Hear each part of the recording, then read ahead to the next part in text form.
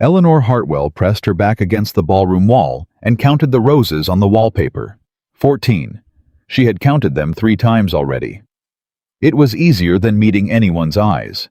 It was easier than pretending she did not hear her stepmother's voice cut through the music like a blade through silk, loud, deliberate, and perfectly timed for the room to catch every word. If you've ever been made to feel invisible in a room full of people, stay with me. Subscribe to our channel. Follow Eleanor's story all the way to the end and drop a comment telling me what city you're watching from. I want to see how far this story travels. The summer of 1815 arrived in Richmond, Virginia, the way it always did, heavy with heat, heavy with ambition, and heavy with the particular cruelty that polished society saves for the people it has decided do not belong. Richmond Manor stood at the top of Crestwood Hill, its white columns draped in climbing jasmine, its ballroom windows thrown open to catch whatever breeze the July evening offered. Candles burned in every fixture. The orchestra had been imported from Philadelphia at considerable expense. Mrs. Beatrice Caldwell had made certain of that, just as she had made certain of the guest list, the floral arrangements, the seating order, and the precise narrative that would circulate through the room before the first waltz ended. She was very good at narratives, Beatrice Caldwell. Eleanor knew this better than anyone. She stood near the far end of the room, close to the servants' corridor door, close enough to the garden entrance that the jasmine came through in waves whenever someone stepped outside. She was wearing pale blue.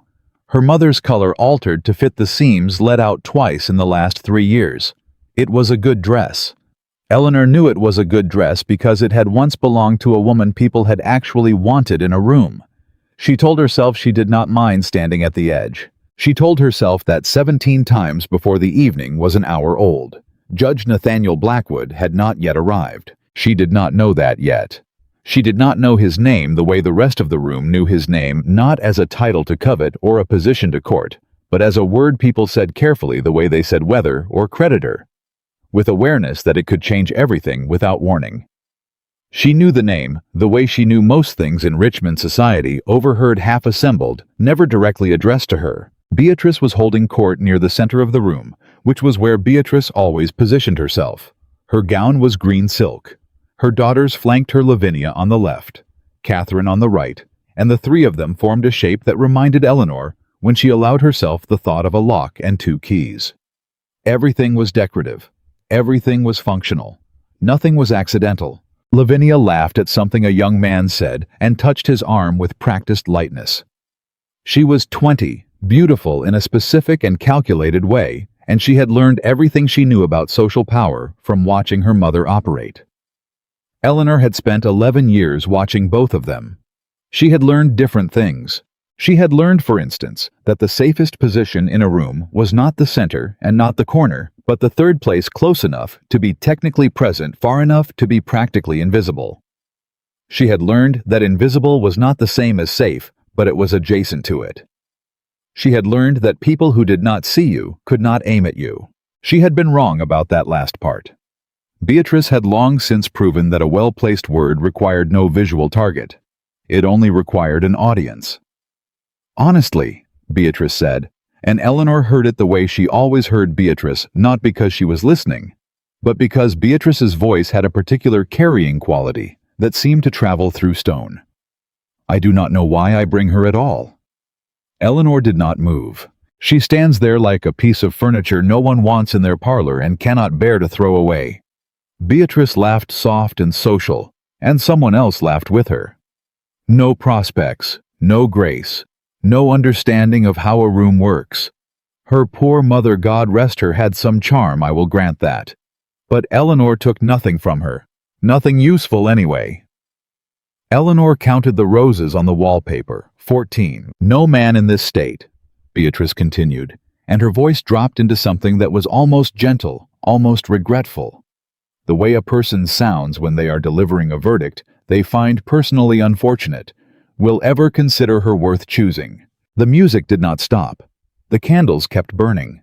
Somewhere across the room, a woman laughed at something charming, and 2 men argued quietly about a shipping contract, and a girl no older than 16 practiced her curtsy near the windows and hoped someone important was watching. The world continued. Eleanor pressed her shoulder blades against the wall and breathed. She was 22 years old. She had heard variations of this particular sentence for 11 years, since the month after her father's second wedding. Since the morning Beatrice Caldwell had walked through the front door of Hartwell Estate and begun the quiet, meticulous work of rewriting everything Eleanor had thought she understood about her own life. She had heard it so many times that she had stopped flinching, that she sometimes thought was either a victory or a surrender, and she had never been entirely sure which. What she had not expected, what no one in the room had arranged for, including Beatrice, which would matter later, was the sound of the main doors opening. She did not look up immediately. People had been arriving all evening. She had no particular reason to mark this entrance over any other. But the room told her. Not dramatically, Richmond society was far too disciplined for drama at a public event. It told her the way rooms always communicated significance, a slight shift in posture, a reorientation of attention, a drop in the ambient noise level that lasted only 2 seconds, but carried the weight of a gavel strike. Someone important had arrived. Eleanor looked up. Judge Nathaniel Blackwood stood at the entrance to Richmond Manor's ballroom with the particular stillness of a man who had never once in his adult life needed to announce himself. He was taller than she had expected from a name, which was a foolish thought. Names having no reliable relationship to height, but she had it anyway. He wore black, which was unusual for a summer ball, and he wore it without apology.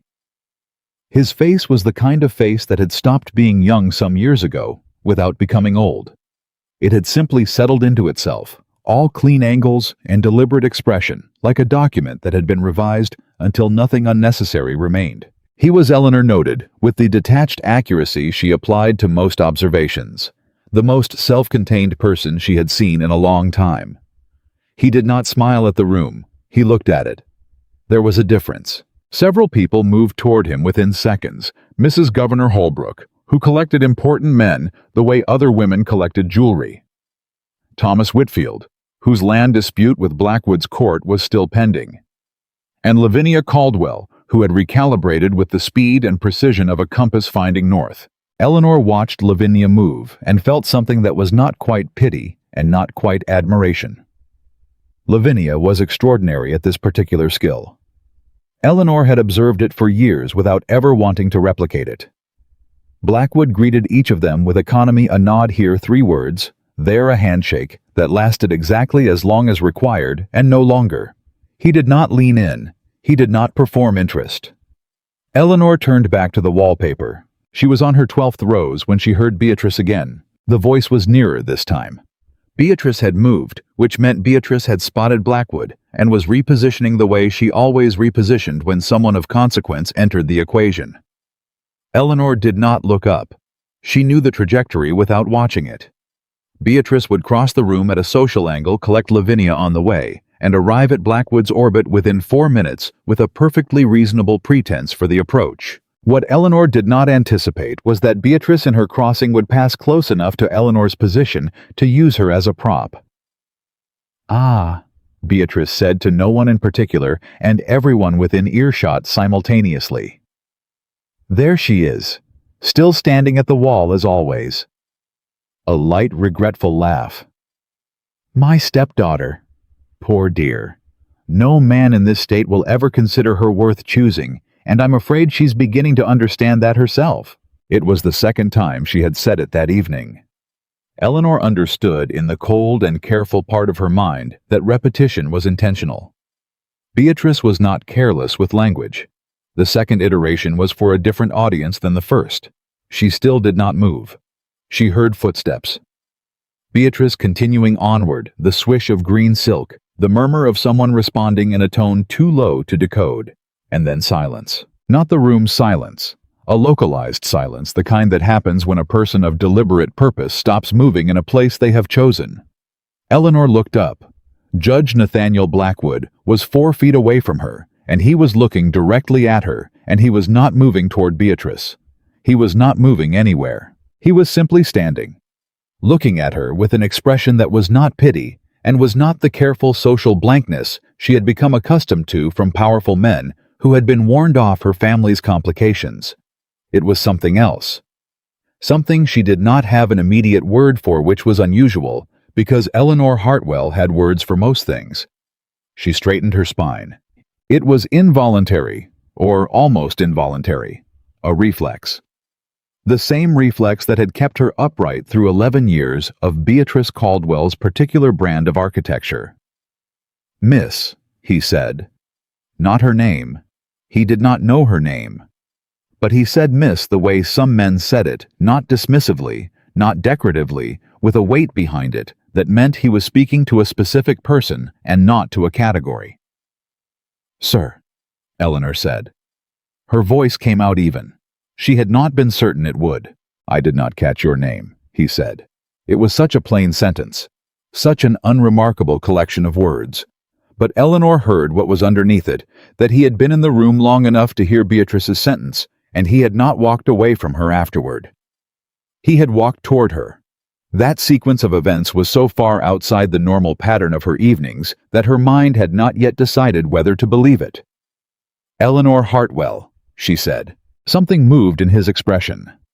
Not dramatic. Nothing about this man was dramatic in the Richmond ballroom sense. But something registered like a word recognized in an unfamiliar sentence. "Hartwell," he said. "Of the Hartwell estate on the Crestwood Road." "Yes. I knew your father." Eleanor was quiet for one beat. Then, "Most people who knew my father have very carefully avoided knowing me." It came out before she'd decided to say it. She did not take it back. He looked at her for a moment, a full, unhurried moment, the kind that was not common in polished society, where glances were traded like small currency and eye contact was rarely held past the point of politeness. "I imagine they have," he said. And then, because Lavinia Caldwell had completed her repositioning and arrived at his left shoulder with the timing of a person who had spent considerable effort making herself appear to arrive casually, Blackwood turned. "Miss Caldwell," he said. "Judge Blackwood." Lavinia's smile was the specific smile Eleanor had catalogued over years' warm surface cold arithmetic underneath. "I had hoped you might attend this evening. Mama will be so pleased." "Your mother is very kind," he said. It was not an agreement. Eleanor noticed that. She did not think Lavinia did. "You must allow me to introduce you properly to our circle," Lavinia said, and her hand was already moving toward his arm, not quite touching, hovering the gesture of a person who had learned that the approach was more powerful than the arrival. "There are so many people who have been hoping to make your acquaintance." "In a moment," Blackwood said. He had not moved away from Eleanor. Lavinia's smile did not change. "Of course." But her eyes moved to Eleanor, a flicker quick as a candle draft, and Eleanor read it with the fluency of someone who had been reading Lavinia Caldwell's expressions since she was 11 years old. "What are you doing here?" Eleanor looked back at the wallpaper. Blackwood turned back to her. "Miss Hartwell." He said her name this time deliberately. She thought, though she could not have said exactly why she was certain of that. "How long have you been in Richmond?" "All my life," she said. "And how long have you been standing at that wall this evening?" It was not what she had expected him to say. She looked at him directly, which she did not do with most people in Richmond society, because direct eye contact was a form of claim, and Eleanor had learned not to make claims she couldn't afford to defend. But she looked at him. Long enough, she said, to have memorized the wallpaper pattern. Something shifted in his face. It was small. It was real. She did not know yet what to do with the fact that she could tell the difference. "There are 14 roses," he said. Eleanor went very still. "In the repeating pattern," he said. "I counted them from across the room." She did not speak immediately. She stood in the warm summer air coming through the garden door with the jasmine and the candlelight and the sound of Richmond society moving around them like water around two stones, and she tried to understand what it meant that this man, this cold, self-contained, black-wearing man, who the entire room had reorganized itself to approach, had been standing far enough away to count the wallpaper roses and close enough to attention to notice her counting them. "You were watching me," she said. "I was," he said. No apology, no performance. Just the plain admission of a person who did not consider honesty a liability. "Why?"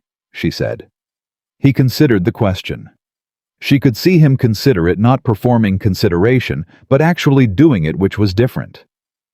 "Because," he said finally, "you were the only person in this room who was not watching me." The music changed.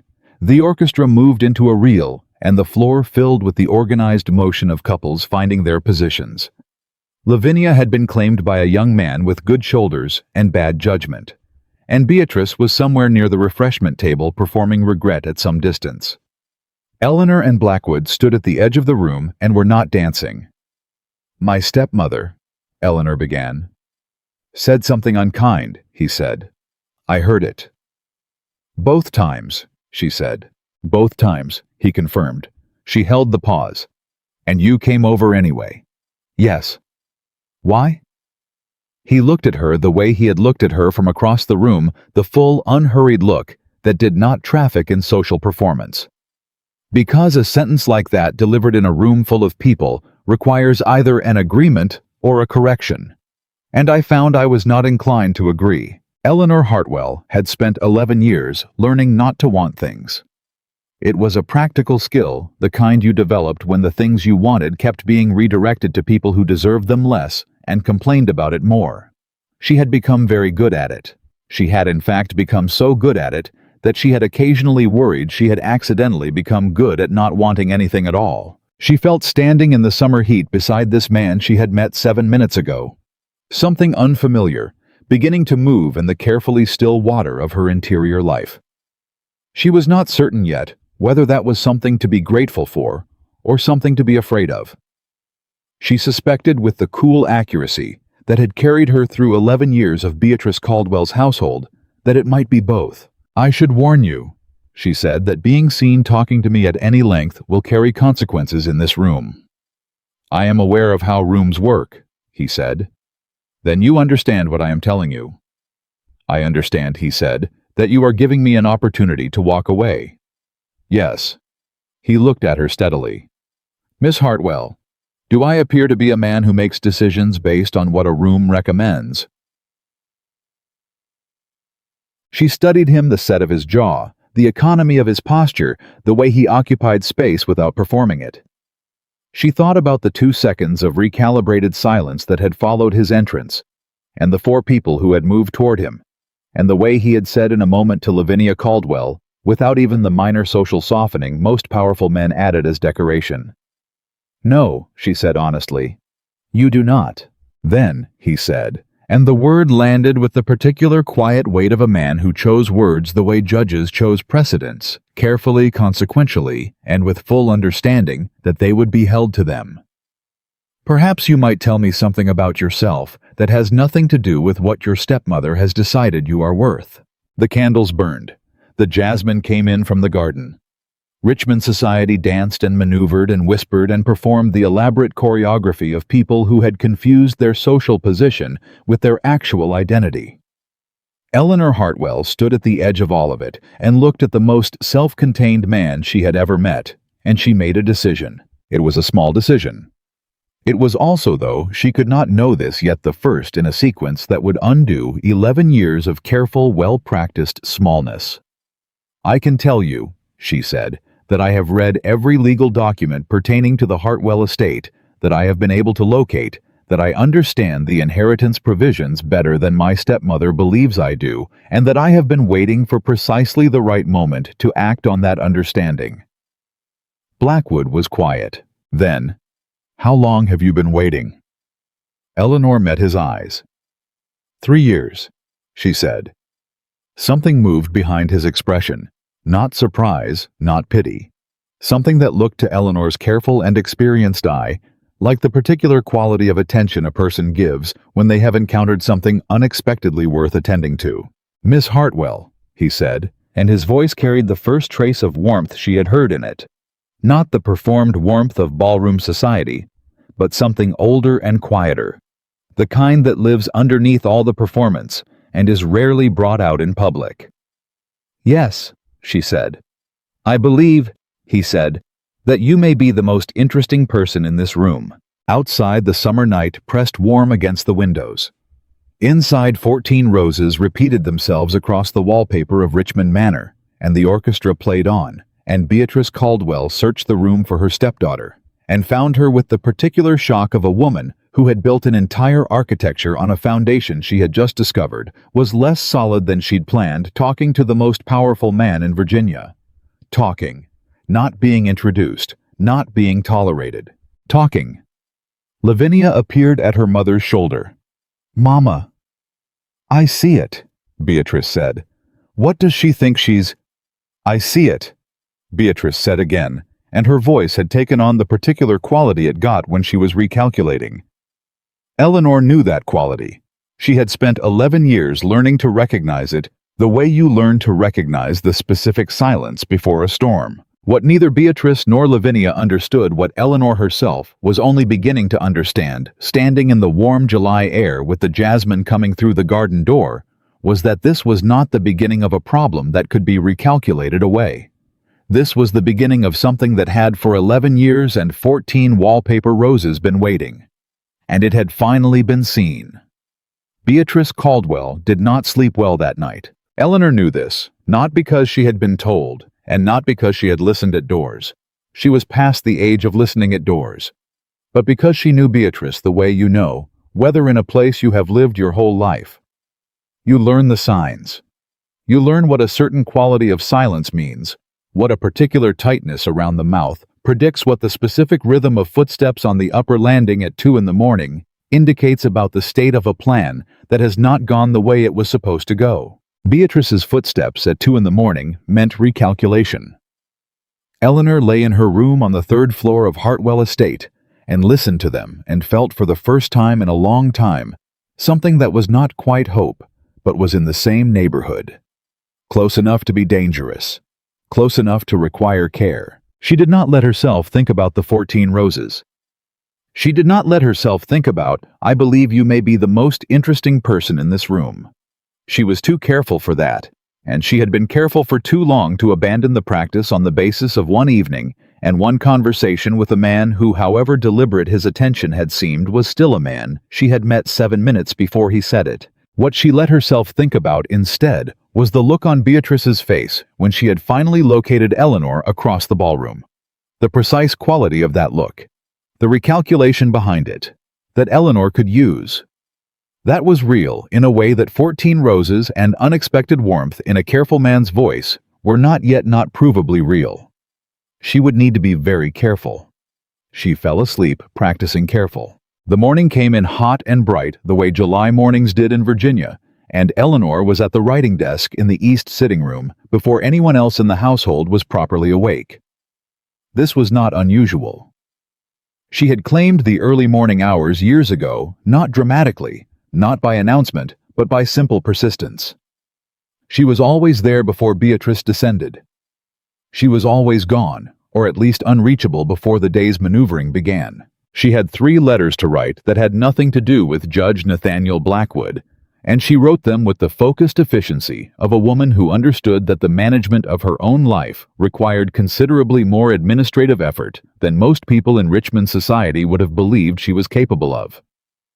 The first letter was to her father's former solicitor, a man named Aldridge, who had retired to Fredericksburg, and who Eleanor had maintained a quiet, careful correspondence with for 2 years without Beatrice's knowledge. The second was to a cousin of her mother's who lived in Baltimore, and who was among other things willing to receive correspondence on Eleanor's behalf through a separate address. The third was more delicate. She was finishing the third letter when Lavinia appeared in the doorway. "You're up early," Lavinia said. Eleanor did not look up from the letter. "I generally am. Mama wants to speak with you after breakfast."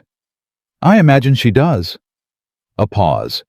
Eleanor heard Lavinia shift her weight, a sound she had catalogued over 11 years, the specific sound Lavinia made when she wanted to say something that had not been assigned to her. "What were you talking to him about?" Eleanor set down her pen. She looked up. Lavinia was in the doorway, in her morning wrapper hair, not yet dressed, and for a moment, just a moment, she looked her actual age, which was 20, and less like the performance she spent most of her waking hours maintaining. "Judge Blackwood," Eleanor said. Yes, obviously. We were talking, Eleanor said. About what? Various things. Lavinia's jaw tightened. Eleanor, do you understand who he is? A federal district judge, Eleanor said. Widower. Significant landholdings in the northern part of the county. Reputation for impartiality that makes him equally useful and inconvenient to most of the people who tried to speak to him last night. Yes, I understand who he is. The look on Lavinia's face shifted through several expressions very quickly. What landed was something that Eleanor identified as genuine unease, which was interesting because Lavinia was not a person who unsettled easily. He's not... Lavinia stopped, started again. Men like that don't simply walk across a room, Ellie. It was the childhood name. Eleanor noted it. Lavinia only used it when she was afraid of something. No, Eleanor agreed. They generally don't. So what happened? He introduced himself. We spoke. He was... She paused, choosing. Attentive. Attentive. Lavinia said the word as though tasting something she hadn't expected to find on a familiar plate. Mama is not going to... I know what Beatrice is going to do, Eleanor said. She picked up her pen. She's going to do what she always does. She's going to manage the narrative. She's been doing it for 11 years, and she is very good at it. She dipped the pen. Tell her I'll come to breakfast at 8. Lavinia stood in the doorway for another moment. Then she left. Eleanor finished the third letter, blotted it, folded it, set it with the others in the inner pocket of her writing case, the one with the brass clasp that required a key she kept on her person at all times. Then she sat quietly for a moment in the early morning light and allowed herself just briefly, just for 30 seconds, to think about the expression on Nathaniel Blackwood's face when she had told him about the inheritance documents. Not the warmth she had noticed, which was still too uncertain to examine, but the quality of his attention.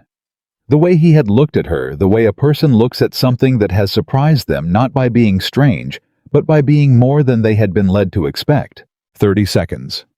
Then she stopped, closed the thought, and went to prepare for breakfast with Beatrice. Beatrice was at the table when Eleanor came down, which was the first unusual thing. Beatrice did not generally appear until 8:30. The second unusual thing was the quality of her stillness. Not the relaxed stillness of a woman who had slept well, but the concentrated stillness of a woman who had been in position since before Eleanor arrived and wanted Eleanor to understand that. Good morning, Eleanor said. She sat. She poured her own coffee. You made quite an impression last night, Beatrice said. Did I? Don't do that, Eleanor. Don't be deliberately obtuse. It isn't flattering, and it isn't effective. Eleanor wrapped both hands around her coffee cup. What would you like me to say, Beatrice? I would like you to explain what you said to Judge Blackwood for 23 minutes that kept him standing at the wall with you instead of engaging properly with the room. We talked. About what? About various things. It was the same answer she had given Lavinia, and she gave it with the same calm, and she watched Beatrice's reaction to that calm with the same careful attention she gave to all of Beatrice's reactions. Eleanor. Beatrice set down her cup. I want you to hear me very clearly. Judge Blackwood he is not a man who can be played. He is not a man who can be managed by a pretty face or a clever sentence or whatever it is you think happened last evening. I don't think anything happened, Eleanor said. A man spoke to me. I spoke back. He is coming to dinner on Thursday. Eleanor went still. Not visibly she had practice, but inside something that had been moving slowly lurched forward. Thursday was 4 days away. Thursday was, she made herself breathe normally. Is he? She said. I invited him this morning, Beatrice said. I sent the note at 7. Her eyes were on Eleanor's face with the precision of a woman who had spent 11 years reading Eleanor's face for exactly these moments of involuntary revelation. You will be present.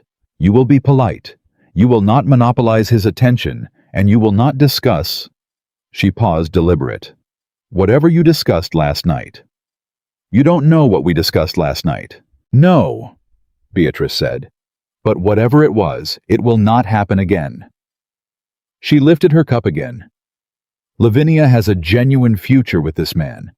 He has the land and the position and the legal influence to resolve several outstanding concerns about this family's standing. You will not complicate that. Eleanor looked at her stepmother across the breakfast table. She had looked at Beatrice across this table, or a table very like it, for 11 years. She knew every register of Beatrice's face. The social warmth, the private coldness, the particular quality of fear that she showed only in the early morning when the performance hadn't fully assembled itself yet. There was fear in Beatrice's face this morning. "Good," said a voice in Eleanor very far below the level of polite breakfast conversation. "That is useful." "I will be present Thursday," Eleanor said. "I am always polite." She set down her cup and rose. "Is that all?" Beatrice looked at her for a long moment. "Don't make a mistake, Eleanor. You have very few protections in this house, and you know it." "Yes," Eleanor said. "I do know it." She smoothed her skirt. "Good morning, Beatrice." She left the breakfast room and went back upstairs, and she sat on the edge of her bed and she let herself feel for exactly 1 minute the cold reality of her position. Beatrice was not wrong. Eleanor had very few protections. The Hartwell estate had been her father's, and when her father died 3 years ago, the management of it had passed legally to Beatrice under the terms of a will that Eleanor had read 17 times and understood with growing clarity was not precisely as her father had intended it. Her own inheritance, a specific provision for her mother's jewelry, a small trust, and rights to a portion of the estate income existed on paper. In practice, Beatrice controlled the paper. Eleanor had spent 3 years building very quietly the means to do something about that. She had not yet done it because timing was everything, and she had needed one specific thing she had not yet had. She pulled the writing case from her desk and opened the inner compartment. Looked at the 3 letters. The third one, the most delicate one, was addressed to the office of a land claims attorney in Fredericksburg, who had 18 months ago written a paper on inheritance law that contained, buried in the 3rd paragraph of the 2nd page, a legal argument that Eleanor had read 6 times before she understood its full implication. She had needed someone with sufficient legal standing to introduce that argument into a formal proceeding. She had not until last night had a clear path to such a person. She was not foolish enough to think that one conversation at a ball meant she had that path now.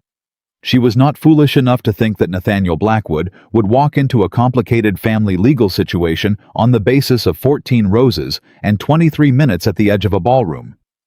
Men with that kind of power and that kind of reputation did not make decisions that way, and she would not insult either of them by imagining he might. But she was thinking for the first time in 3 years about what it might mean to have a conversation. A real conversation. A direct one, the kind she had been unable to have with anyone who could actually help with someone who understood the law the way she had come to understand it.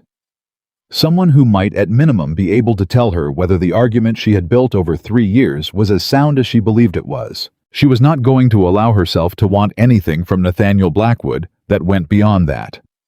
She was going to repeat that to herself as many times as necessary. She put the letters in her coat, walked to the post herself. She never sent important correspondence through the household staff, and on her way back, she allowed herself exactly one thought about Thursday. She was ready. Thursday arrived the way important evenings tend to arrive in houses where someone is dreading them, and someone else is preparing for them with the particular quality of suspended time that happens when a room full of people all know without saying so that something is about to occur that will not leave things the way they found them. Beatrice had arranged the table with precision. Lavinia was in gold, which suited her, and Catherine had been given new ribbons, and the cook had been given specific instructions, and every surface in the front parlor had been dressed within an inch of its existence. Eleanor wore her mother's blue dress again. She had considered wearing something else. She had decided after approximately 4 minutes of consideration that she would not change anything about herself for Beatrice's strategy, and the blue dress was the most herself she had available. Blackwood arrived at 7 precisely. He was the same man she had met at Richmond Manor, the same deliberate stillness, the same economy of movement, the same quality of looking at a room rather than performing for it. He greeted Beatrice with courteous formality. He greeted Lavinia with the same. He greeted Catherine with something that was slightly warmer because Catherine was 16 and slightly terrified, and he was. Eleanor observed the kind of man who noticed when someone was frightened and made small, quiet adjustments for it. That detail landed somewhere in her chest with more weight than she had allocated for it. When he reached Eleanor, he paused. Not dramatically. One beat. "Miss Hartwell," he said. "Judge Blackwood," she said. Something moved through the room, that same collective attention shift she had observed at the ball, compressed now into a smaller space, and therefore more concentrated. She felt Beatrice's eyes on her like a hand on her shoulder. "I trust the week has been well," he said. "Productive," she said. The corner of his mouth, just the corner, moved. They went into dinner. Beatrice had seated Eleanor at the far end of the table, which was a choice so transparent that Eleanor almost admired the simplicity of it. She was flanked by a neighbor's son, who talked about horses, and a distant cousin of Beatrice's, who talked about the weather, and Blackwood was at Beatrice's right, with Lavinia across from him, which was exactly where Beatrice wanted him. Eleanor ate her soup and listened. Lavinia was doing what Lavinia did best: the careful architecture of conversation, building interest without appearing to pursue it. Deploying her charm with the trained efficiency of a person who had been taught that it was a resource to be invested strategically. She was genuinely skilled at it. Eleanor had always acknowledged that privately and without bitterness. Blackwood was polite. He was not, from what Eleanor could observe at the far end of the table, particularly moved. He answered questions. He occasionally redirected them. He was courteous in exactly the measure required, and no more, which was, Eleanor thought, a remarkably consistent quality in him. This exact calibration of response to situation, this refusal to give more than the moment actually called for. 3 times over the course of dinner, he looked down the table at her. Not prolonged looks, not dramatic ones. The kind of look a person gives when they are tracking something in their peripheral awareness, and choose occasionally to confirm it directly. Each time she was already looking at something else. Each time she felt it anyway. The neighbor's son said something about his mare's fetlock, and Eleanor said, "How unfortunate," in a tone that could be interpreted as sympathetic, and the cousin said something about the heat, and Eleanor said, "Quite." And the dinner moved forward around her, with the comfortable momentum of an evening that had been orchestrated by someone who knew what she wanted and had arranged the furniture of the evening accordingly. What Beatrice had not arranged for, what Beatrice could not have arranged for, because it required a quality of attention to other people that Beatrice had long since redirected entirely toward herself, was what happened after dinner. The gentlemen did not linger long over their port. Blackwood, in particular, seemed to find the post-dinner separation from the larger company a formality to be completed rather than a pleasure to be extended. He appeared in the parlor doorway within 20 minutes, which was by Richmond society standards essentially immediate. Lavinia was at the pianoforte. She had a genuine talent, and she played it well. This was not a criticism, it was a fact, and Eleanor gave it the same clear-eyed acknowledgement she gave most facts. Blackwood listened. He said something appreciative. He sat in the chair Beatrice had positioned nearest to the pianoforte. Then he stood up again. Eleanor was by the window, the far window, the one that looked out toward the east garden, the one that was not part of Beatrice's arrangement, because Beatrice had not anticipated Eleanor occupying it. She was not actively avoiding the room. She was simply there. With a cup of tea she had carried from the table. Blackwood crossed the room. "I have been thinking," he said without preamble, "about what you said at the ball." Eleanor turned from the window. He was 2 feet away. "Which part?" "The part about the legal documents." Something happened in her chest that she carefully did not permit to happen on her face. "Have you?" 3 years is a long time to be waiting for the right moment, he said. "Yes," she said. "It is." "What is preventing the moment from being now?" She looked at him steadily. Behind them, Lavinia's playing continued, something light and careful. Beatrice was speaking to the neighbor and his wife near the fireplace, and she had not yet noticed that Blackwood had crossed the room, or she had noticed and was deciding how to respond, which amounted to the same thing for the next 60 seconds. "Insufficient standing," Eleanor said. "On paper the argument exists. The provision my father made for my mother's estate, the trust, the income rights. They were written clearly enough. But Beatrice has had 11 years to build relationships with the right solicitors, the right clerks, the right men who sign the right papers. What I have is the documents and the understanding of them. What I lack is someone in a position of sufficient legal authority to look at them without those relationships making the looking complicated. Blackwood was quiet. Then, would you allow me to see them? The question landed so plainly that Eleanor needed a moment to process it. Not because she had not anticipated the possibility she was not unprepared, but because the directness of it caught her somewhere between her preparation and her actual response. "Why?" she said. "Because you have described something that sounds from what you have told me like a straightforward misapplication of testamentary law. And because I am a federal district judge with no existing relationship with your stepmother's solicitors." He paused. "And because the way you described your situation to a man you had met for 4 minutes tells me you have been waiting a long time for someone who would not require you to spend the first hour of the conversation convincing them that you were worth taking seriously." Eleanor Hartwell, who had not cried in front of another person since the week after her father's funeral, looked out the east window at the dark garden and breathed very carefully through her nose. "I would need time to prepare the documents for review," she said. Her voice was even. She was proud of that. "Take whatever time you need.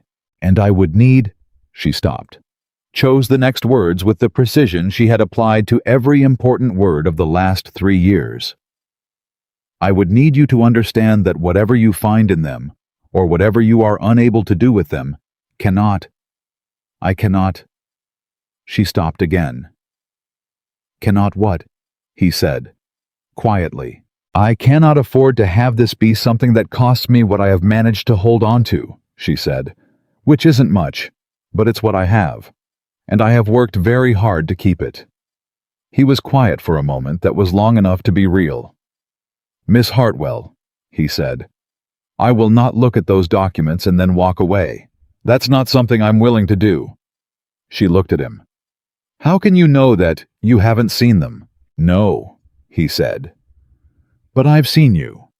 And that is sufficient for the commitment I'm making right now, which is only that I will take you seriously. Whatever the documents say, that I can promise."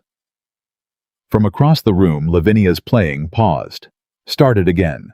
Beatrice's voice rose briefly above the ambient sound of the evening and then settled back. "Saturday morning," Eleanor said. "There is a lending library on Crestwood Street. I go every Saturday between 9 and 1:30. I'm there to return books usually, and sometimes to read. No one accompanies me." He held her gaze. "Saturday," he said. "Yes." He inclined his head, a small gesture precise and final. The kind of acknowledgement a man makes when an agreement has been reached and performance would diminish it. Then he turned and walked back toward the pianoforte, and he said something pleasant to Lavinia, and the evening continued. Eleanor stayed by the window. Her hands, she noted, were not entirely steady. She folded them around her teacup and held on. From across the room, Beatrice finally looked over. Their eyes met. Beatrice could not have heard the conversation. She was too far, and the pianoforte was too present in the room's acoustics. But she could see the distance Blackwood had crossed to reach Eleanor, and she could see Eleanor at the window, with that look on her face, that careful, contained, not quite expressionless look that Beatrice had been trying to read for 11 years without ever fully succeeding. And Eleanor watched her stepmother understand in the slow and awful way. Understanding sometimes arrives that something had occurred that the seating arrangement and the gold dress and the evening's entire architecture had not prevented. Eleanor held her stepmother's gaze. She did not smile. She was not cruel, and she was not performing triumph, and she understood with complete clarity that the evening had not resolved anything, and that what was coming would require every ounce of the patience and precision she had been building for 3 years. But she did not look away. That was new, or rather, it was not new. It was something she had always been capable of and had for 11 years chosen not to exercise because the cost of exercising it had been too high and the support structure too thin. The support structure was thicker tonight than it had been yesterday. She looked away first. Not from defeat, she simply had nothing more to say with the look, and she did not linger past the point of usefulness. She looked back out the east window at the dark garden and the stars above the tree line, and she let the evening complete itself around her, and she thought about Saturday morning and the brass-clasped writing case and 3 years of documents that were about to be read by the one person in Virginia with both the authority and the stated willingness to take them seriously. What she did not account for, what she could not have accounted for, because it happened the following morning, before Saturday, before the library, before any of the things she had planned, was Lavinia. Lavinia came to her room at 10:30 Friday morning with an expression that Eleanor had not seen on her face before. Not the calculation, not the social performance. Something underneath those, something raw and less assembled, something that looked uncomfortably like genuine distress. She shut the door behind her. Eleanor looked up from her desk. "Lavinia? I need you to tell me what you're doing," Lavinia said. Her voice was tight. Not the polite version, the real version. "I don't know what—" "Eleanor!" Lavinia crossed the room and sat down in the chair across the desk, without being invited, which she had not done in years. "I'm not stupid. I know Mama is not stupid. I know something is happening that I am not being told about, and I need you to tell me right now whether it is going to destroy this family." The word family landed in the room between them with the complicated weight it always carried between these two women who had been placed into a family structure together as children and had navigated it ever since, with a combination of mutual wariness and the kind of subterranean affection that neither of them had ever found a safe way to name. "It is not going to destroy this family," Eleanor said carefully, "but something is happening." "Something is happening," Eleanor agreed. "Is it about the estate?" Eleanor was quiet. "Eleanor," Lavinia's voice cracked slightly, just slightly. "If Mama has done something, if there is something wrong with the inheritance, with the papers, with—" She stopped. "I didn't know. I want you to understand that. If something was wrong, I didn't know." Eleanor looked at her stepsister, 20 years old, taught by her mother to deploy her charm as a weapon and her beauty as a negotiation tool and her intelligence, and she had intelligence, real intelligence. Eleanor had always seen it as a background resource, never the front line, lavished with attention in the ways that made her useful to Beatrice's plans, and starved of attention in every way that might have made her genuinely independent. "I know you didn't know," Eleanor said. "Then tell me." "I can't tell you everything. Not yet." "Why not?" "Because it is not yet in a position where telling you helps either of us." Eleanor put down her pen. "But Lavinia, I need you to hear this very clearly. Whatever happens, my intention is not to take anything from you. I am not going to leave this family without provision. What I am going to do is correct something that was done incorrectly, and do it in a way that is legal and documentable and cannot be undone afterward." Lavinia stared at her. "Mama," she said finally, "is going to fight you." "I know. She will use every Eleanor. You have no idea what she is capable of when something threatens." "I have a very good idea," Eleanor said. "I have been watching her for 11 years. She'll go to the solicitors. She'll talk to everyone in Richmond.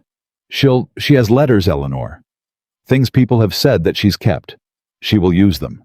Eleanor absorbed this. It was not a surprise. It was a confirmation of something she had suspected and had been factoring into her planning, but confirmation was still useful. "What kind of letters?" "I don't know all of them." Lavinia's hands were in her lap, and she was doing something with them, pressing her palms together, releasing, pressing again. "I saw one once. Something someone wrote about you years ago after one of the balls. I didn't read all of it. But she has it." "Who wrote it?" "I don't know. It wasn't signed." Eleanor filed that. Unsigned letters in Beatrice's possession about Eleanor specifically. That was a detail she had not had before, and it was the kind of detail that could become important very quickly. "Lavinia," she said, "I need you to do something." Lavinia looked at her. "I need you to go on exactly as you have been. Go to your fittings, attend your engagements, behave entirely as you would normally behave. Don't tell your mother about this conversation. She'll know I was up here. You came to borrow a book. We spoke about nothing in particular. Eleanor pulled a volume from the small shelf beside her desk and held it out. Take this one. It has a title that suggests nothing, and content Beatrice will find appropriately bland. Lavinia took the book. She held it in both hands and looked at Eleanor with the expression Eleanor had last seen on her face when they were both much younger, and Lavinia had not yet learned to cover the parts of herself that were uncertain. "Are you going to be all right?" Lavinia asked. It was such a simple question. Eleanor had not been asked a simple version of it in a very long time. "Yes," she said. "I am going to be more than all right." Lavinia nodded. She stood. She went to the door. Then she stopped, one hand on the frame. "Eleanor." She didn't turn around. "He came to this house last night and spent the entire dinner looking down the table at you. I thought you should know that I noticed." She left. Eleanor sat at her desk for a long moment. Outside the window, the July heat pressed against the glass. Somewhere in the house, a door opened and closed, and footsteps crossed the hall below, and Richmond went on with its day. Eleanor Hartwell reached into her writing case, took out the third letter, the one to the attorney in Fredericksburg, and added a postscript. 3 sentences. Specific, precise, and containing the name of a particular legal provision that she had been waiting to invoke for 3 years. She sealed it. She put it in her coat pocket. She would post it herself, as she posted all important correspondence. And she would be at the lending library on Crestwood Street Saturday morning at 9. She was done waiting for the right moment. The right moment had come to the dinner table, and looked down the length of it at her all evening, and she intended to meet it properly. He was already there when she arrived. Eleanor saw him the moment she stepped through the lending library door on Crestwood Street, not because he was obvious about it, but because she had been thinking about this moment for 48 hours, and her awareness was calibrated at a frequency that would have detected him across a much larger room. He was standing near the east shelves with a book open in his hands, and he looked like a man who had been reading, except that he was not reading because he had already looked up before the door had fully opened. "Miss Hartwell," he said. "You're early," she said. "I am always early," he said. "It is a professional habit I have never managed to correct." She crossed the room. She had the writing case under her arm, the brass-clasped one, the one with the key she kept on her person. She had not told herself anything about how this meeting would feel. She had been very deliberate about that. What she had told herself was that it was a legal consultation, a practical exchange between 2 people who both understood the value of precision, and that she would treat it accordingly. She set the writing case on the reading table in the far corner, the one away from the window, away from the door, the one with the best light and the least traffic. She opened the clasp. She took out the documents, 5 years of careful accumulation, organized with the kind of architectural clarity that comes from someone who has handled the same papers so many times they have become an extension of memory. She set them on the table in front of him. He sat. He read. Eleanor sat across from him and did not speak, and did not fidget, and did not. She was very deliberate about this. Watch his face. She looked at the books on the east shelf. She counted them. There were 43 visible spines. He read for 11 minutes without saying anything. She knew it was 11 minutes because she was counting those too. "This provision," he said and pointed. "Your father's handwriting, my father's handwriting, and the signature of 2 witnesses, both of whom I have located, and both of whom are still living." He looked up. "I know," she said. "I was also surprised." He looked back at the document. Beatrice's solicitor would have known about these witnesses. "Yes." "And did nothing." "He is a personal friend of Beatrice's from before the marriage," Eleanor said.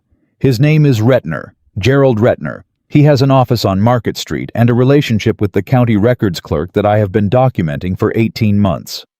Another silence. A different quality this time, not the silence of reading, but the silence of a man reassembling his understanding of a situation he thought he had already grasped. "Miss Hartwell," he said. "Yes." "How old were you when you began collecting this?" "19, she said. "My father had been dead for 6 months.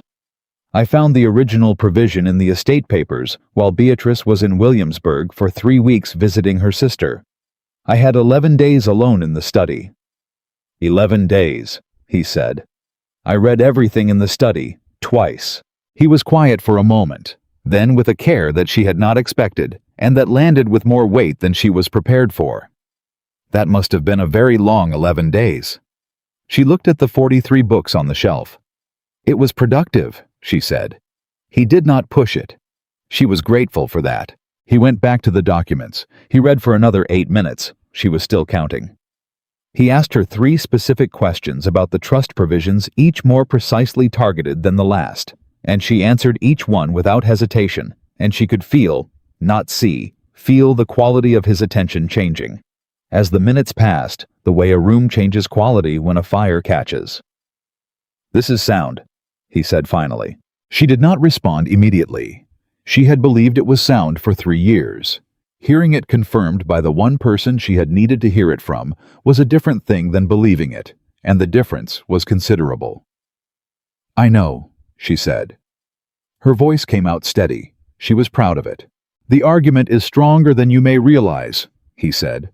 "Retner's failure to execute this provision isn't just a procedural oversight.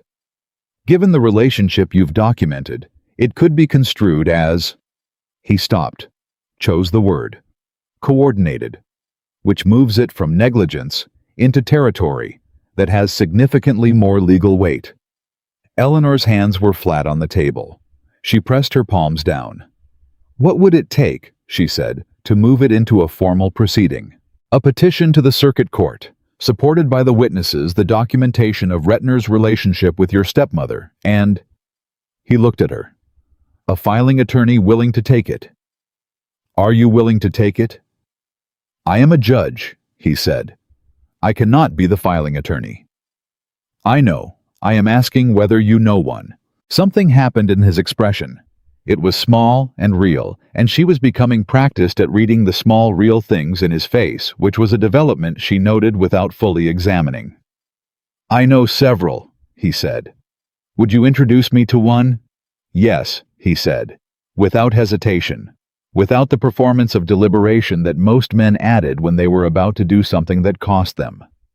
"I would." Eleanor let out a breath. It was not a dramatic breath. It was extremely small, but it was the first breath she had taken in 3 years that did not carry the full weight of everything she had been holding alone, and it felt different from all the others. "I need something else from you," she said. "Ask. Lavinia told me that Beatrice has correspondence. Unsigned letters. Something about me written after a ball some years ago." She kept her eyes on his face. "If she uses those letters, if she introduces them into the social narrative before we can move the legal matter into formal proceedings, it will compromise the witnesses. They are older men. They live in this community. If their names are publicly associated with a scandal involving me before the case is filed, they may withdraw." He understood immediately. She could see him understand it.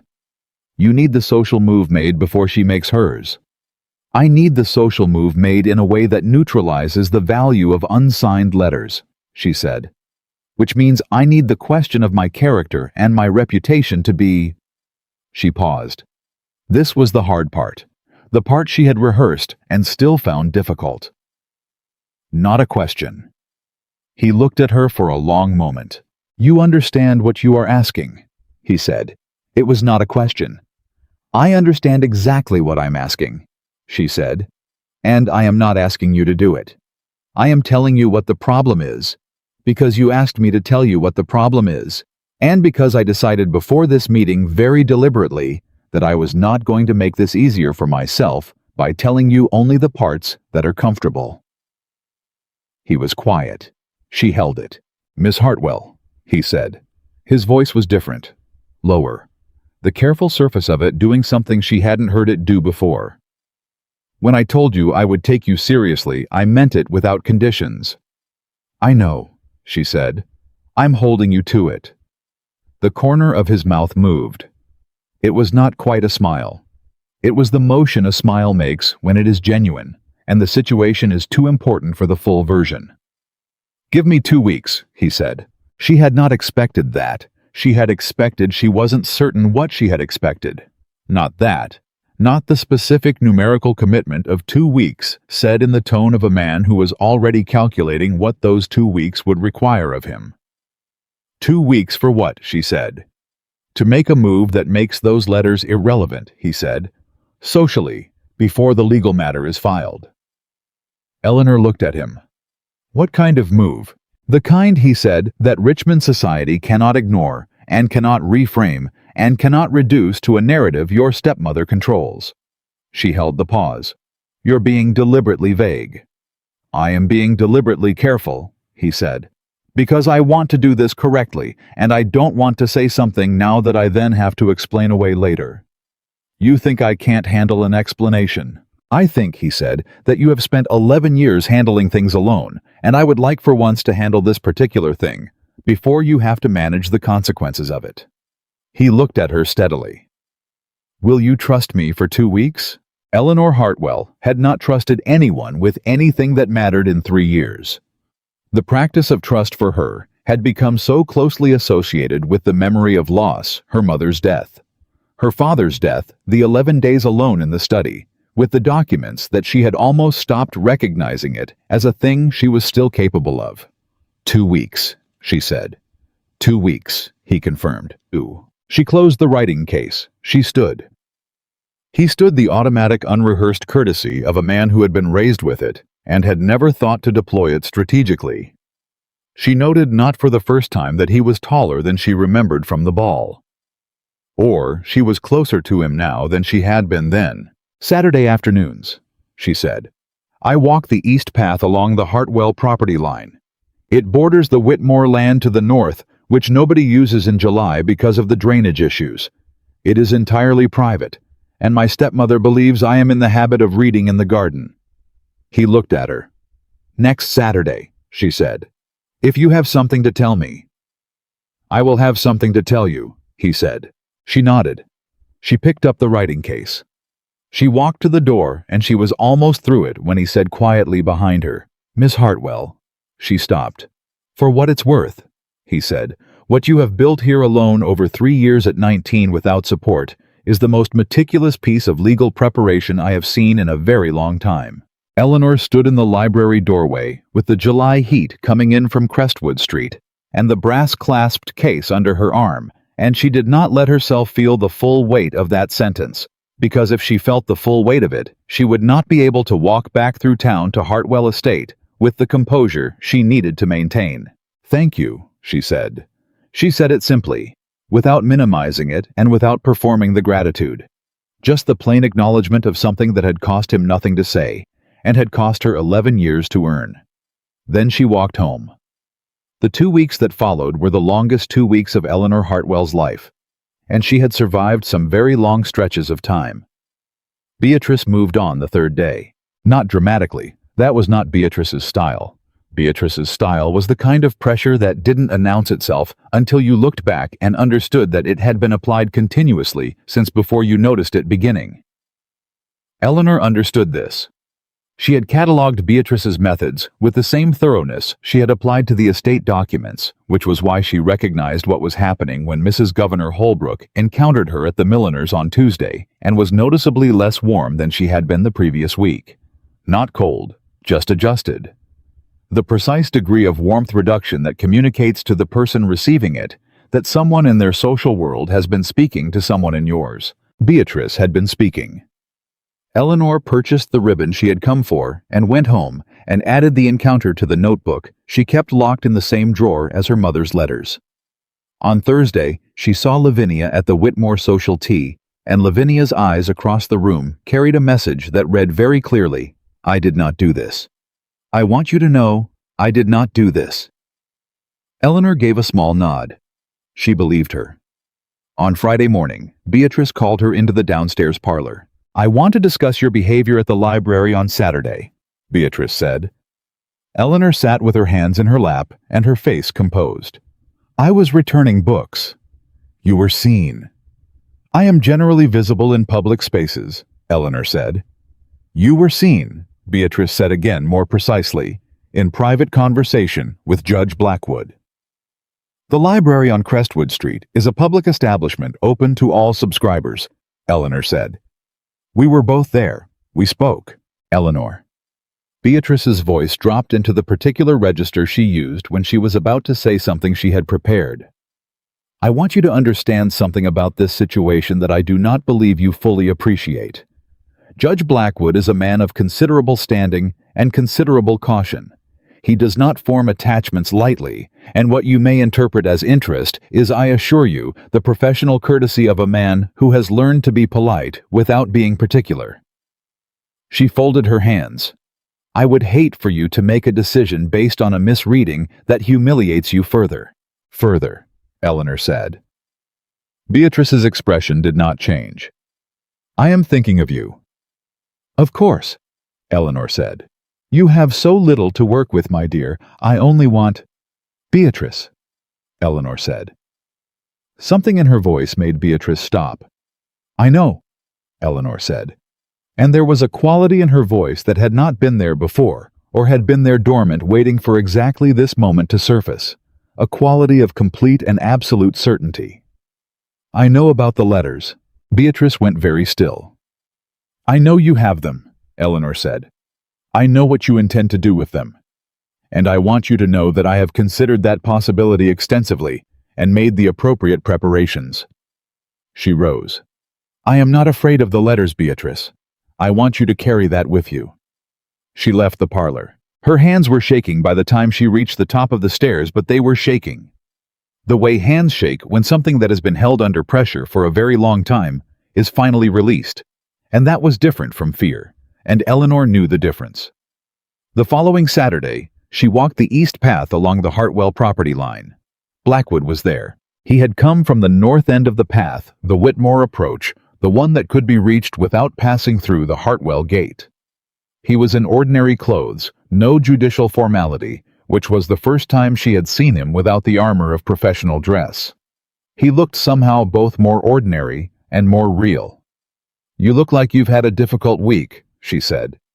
You look like you've had a more difficult one, he said. Beatrice moved on day 3. I know. He fell into step beside her without being asked. Which was, she noted, filed, did not examine the most natural thing that had happened between them. I heard from Thomas Whitfield that Mrs. Caldwell has been visiting solicitors. Retner, and 2 others. Eleanor absorbed this. She's building quickly, he said, which suggests she knows the time pressure is not imaginary. Did you? She stopped, started again. You said 2 weeks. I said I would have something to tell you. He paused walking. She paused with him. 3 days ago, I introduced your situation without your name as a hypothetical legal question to James Whitmore. Eleanor looked at him. He's the most capable filing attorney in Northern Virginia, Blackwood said. He is also the person least likely to be compromised by Retner's network, because he defeated Retner in 3 consecutive circuit hearings, and holds him in a contempt that is both professional and enthusiastic. Something moved in his expression. He reviewed the hypothetical. He said, and I am quoting him directly, that it was the most airtight testamentary claim he had seen since 1809, and that whoever had prepared the documentation should have been a lawyer. Eleanor stood on the east path in the July heat and looked at a point somewhere past Blackwood's left shoulder and breathed. He'll take the case, she said. He will take the case, Blackwood said, with one condition. What condition? That he meets you first. He wants to understand the documents from the person who built them, not from a summary. He paused. He said it's not that he doubts the preparation.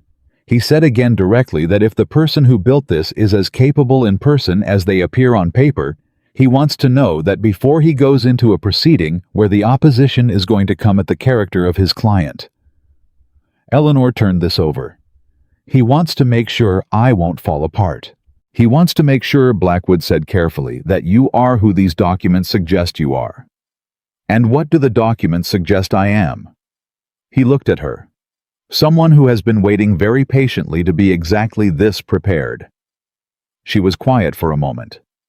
Then, when? Tuesday. His office in Fredericksburg. I will accompany you if you allow it, or arrange independent transport if you prefer. Why would you come? He was quiet for a beat. Not the professional pause, not the deliberating pause. A different one. Because I would like to, he said. And because Whitmore trusts my judgment and my presence will shortcut approximately 40 minutes of the initial establishing conversation, which will give you more time to show him what the case actually is. It was such a practical reason. Such a useful, reasonable, non-romantic reason, framed with complete precision. Eleanor appreciated that about him, the way he gave her reasons she could hold without feeling like she was being managed. Tuesday, she said. Tuesday. They walked in silence for a moment. The path curved east, and the shade from the old oaks came across it, and the heat dropped 2 degrees, and Eleanor thought about Tuesday and Whitmore, and the brass-clasped writing case, and 11 years of carefully maintained patience that was beginning to move. There is one other thing, Blackwood said. She looked at him. The social question, he said. The one you raised at the library. The letters. She waited. I spoke to Governor Holbrook's wife, he said, on Wednesday evening, socially. He paused. I made it clear in the way that these things are made clear in Richmond society, without being stated directly, that I have a particular regard for your character and your intelligence. Eleanor stopped walking. He stopped beside her. You told Mrs. Holbrook, she said. I told Mrs. Holbrook that I had found your conversation at the ball to be among the most substantive I had had in Richmond society in several years, and that I had developed a genuine respect for your judgment. He held her gaze. Mrs. Holbrook is the single most effective distributor of social information in this county. What she carries, half of Richmond knows within 72 hours. Eleanor did not speak for a moment. She stopped. It makes the unsigned letters significantly less useful, he said. A letter questioning the character of a woman whom the judge has publicly described as possessing exceptional judgment and substance, it doesn't land the same way. No, she said. It doesn't. It also. He paused again. The careful pause. It will have other implications. I want you to be aware of that. I am aware of that, she said. And she looked at him, at the steady, self-contained face that she had been learning to read over 3 Saturdays and 1 Thursday dinner and 1 conversation at a ball. The face that did not perform and did not deflect and did not give more than the situation required, except when it did. Except in these moments, these specific and increasing moments, when it gave her something that was clearly more than the situation strictly required. And they both understood it, and neither of them had yet said so directly. Judge Blackwood, she said. Miss Hartwell, are you... She chose the words carefully. Are you doing this because it is the correct legal and social strategy? He looked at her for a long moment. No, he said. Eleanor Hartwell had been very careful. She had been careful for 11 years. She had been careful specifically because carefulness was what had kept her upright and functional, and building the thing she needed to build. And she had known going into this that carefulness was what the situation required. She had not accounted in any of her planning for the specific and uncorrectable problem of a man who looked at her the way this one did not, with the managing warmth of someone who pitied her situation, and not with the calculating assessment of someone who found her useful, but with the plain and undefended attention of someone who had encountered something that had surprised him and had decided without particular drama to stop moving away from it. I see, she said. Her voice was very even. I imagine you do, he said. They stood on the east path in the July shade, and the property line ran north between the old oaks and somewhere in Richmond. Mrs. Governor Holbrook was having Thursday afternoon tea with exactly the right people, and saying exactly the things that would make Beatrice Caldwell's unsigned letters significantly less powerful by the end of the week. Tuesday, Eleanor said. Tuesday, he confirmed. She walked home. She went directly to her room. She sat on the edge of her bed. She pressed her palms flat on her knees and sat with the full weight of what was happening. The legal proceeding, the attorney, the social repositioning, and the plain and undefended admission of a man who had 3 weeks ago walked across a ballroom because he did not agree with a sentence and was not inclined to agree with it, and had apparently spent the intervening weeks acting accordingly. She was in motion now. After 3 years of building and waiting and holding everything in careful suspension, the machinery she had assembled was beginning to turn, and there was no version of what came next that did not require her to be exactly as capable as the document suggested she was. She was not afraid. That surprised her. She had expected when this moment came to be afraid. What she felt instead was something much closer to readiness. On Monday evening before Tuesday, before Whitmore, before any of it could complete itself, Lavinia came to her room again. Her face was white. "The letters," Lavinia said. "Mama is going to send them." Eleanor was on her feet immediately. "When?" "Tomorrow morning. She's writing the cover correspondence tonight. She has a list, Mrs. Holbrook, 3 of the other families, and—" Lavinia's voice dropped. "And she's sending one directly to Judge Blackwood." The room went very still. "What does it say?" Eleanor said. "I only saw the outside of the envelope. But Eleanor—" Lavinia grabbed her arm. "She's been writing something tonight, at the desk in the blue room. I passed the door and saw she had his name on the top of a page. Not the letter from before. Something new. Something she wrote tonight." Eleanor's mind moved through it, with the speed and clarity of someone who had been preparing for exactly this contingency. Not perfectly, she had not known about a letter specifically addressed to Blackwood that was new. That was the part she had to think about, but the framework was there. "I need you to do something," Eleanor said. Lavinia nodded. She was afraid, and she was there anyway, which was, Eleanor thought briefly, the most useful version of Lavinia she had ever encountered. "I need you to find out, not take, not read, if you cannot do it without being caught. Just find out where Mama is keeping those letters tonight. Which room? Which surface?" "Why?" Eleanor looked at her stepsister with complete directness. "Because I intend to know what they say before they are sent." Lavinia stared at her. Then she said, "Blue room.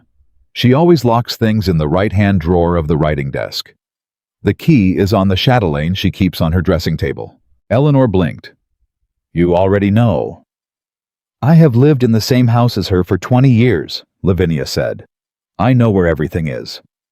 Eleanor looked at her for one long moment. "Lavinia," she said, "I have underestimated you." "Everyone does," Lavinia said. "It's extremely useful." She held Eleanor's gaze. "Do what you need to do. I will make sure Mama is occupied in the front parlor for the next 40 minutes. She left. Eleanor stood in her room for exactly 5 seconds. Then she moved. The blue room was at the end of the east corridor, and Eleanor had 40 minutes. She did not run. Running was noise, and noise was the one thing she could not afford. She moved the way she had learned to move in this house over 11 years, with purpose, and without sound, the particular skill of a person who had spent a decade navigating spaces that did not fully belong to her. The chatelaine was on Beatrice's dressing table, exactly where Lavinia had said it would be. Eleanor did not allow herself to think about what she was doing in terms that would slow her down. She was not stealing. She was reading. There was a legal and moral distinction, and she understood it, and she would examine it at length later when she had the time. She took the key. The blue room writing desk was locked. She opened it. The right-hand drawer held 5 envelopes and a folded sheet of paper that was separate from the rest, the one Lavinia had seen Beatrice writing tonight. Eleanor took the folded sheet first. She read it. It took her 45 seconds to read it, and by the end of those 45 seconds, she understood 3 things with absolute clarity. The first was that Beatrice was more dangerous than she had fully accounted for. Not because the letter contained lies it did not precisely. It contained something worse than lies. It contained true facts arranged in a sequence that produced a false conclusion, which was Beatrice's particular gift, and the reason Eleanor had always known that fighting her on the ground of public narrative was the more treacherous battlefield. The second was that the letter to Blackwood specifically was not about Eleanor's character in the broad social sense. It was about the estate documents. Beatrice knew. Not everything. Not the witnesses, not the Fredericksburg attorney, not the specific legal argument, but she knew that Eleanor had the documents and that she had shown them to someone. The letter to Blackwood framed this as Eleanor manipulating a powerful man's legal authority for personal financial gain, using the appearance of romantic interest as the mechanism. The third thing Eleanor understood reading that letter in the blue room with 32 minutes remaining was that Beatrice had spoken to Rettner recently. Certain details in the letter specific to the language of the provision, specific to the way the trust had been structured, were not things Beatrice would know independently. Rettner had told her what to look for, which meant Rettner knew she had been to see someone and had correctly guessed who. Eleanor refolded the letter. She put it back in the drawer. She locked it. She put the key back on the chatelaine. She replaced the chatelaine on the dressing table in the exact position she had found it. Then she went to her room and wrote a note. Not to Blackwood, not through any channel Beatrice could intercept or monitor. To James Whitmore directly at his Fredericksburg address marked urgent. 3 sentences outlining what she had read and what she believed it meant for the Tuesday meeting. She added one specific instruction: do not delay the filing. She gave the note to the kitchen boy with a coin and told him it needed to go by the first post in the morning. He was 14 and uninterested in the affairs of adults, and entirely reliable, which was a combination Eleanor had cultivated carefully over 2 years. Then she went to bed and lay on her back in the July heat and stared at the ceiling and thought about Rettner. He was the variable she had not fully resolved. She had documented his relationship with Beatrice. She had documented 3 specific instances of what appeared to be deliberate procedural delay in the estate management that had worked to Beatrice's advantage. What she had not done, because she had not had a mechanism for it, was establish that he had received anything of value from Beatrice in exchange for that delay. If Beatrice was feeding him information now, that changed the relationship from one of friendship and professional courtesy to something that had a different legal name. She thought about that until 2 in the morning. Then she slept. Tuesday came. The road to Fredericksburg was 3 hours by carriage, and Blackwood had sent his own unmarked plane, the kind of carriage a man sends when he understands that discretion is not a preference, but a requirement. Eleanor was in it by 7. She had told Beatrice she was visiting her mother's cousin in the north part of the county, which was true in the sense that the cousin's address was in that direction, and false in every other sense, and Beatrice had looked at her over breakfast with the particular expression of a woman who knew she was being told a partial truth, and was calculating whether to press it. She had not pressed it. Eleanor did not know why, and the not knowing was its own kind of discomfort.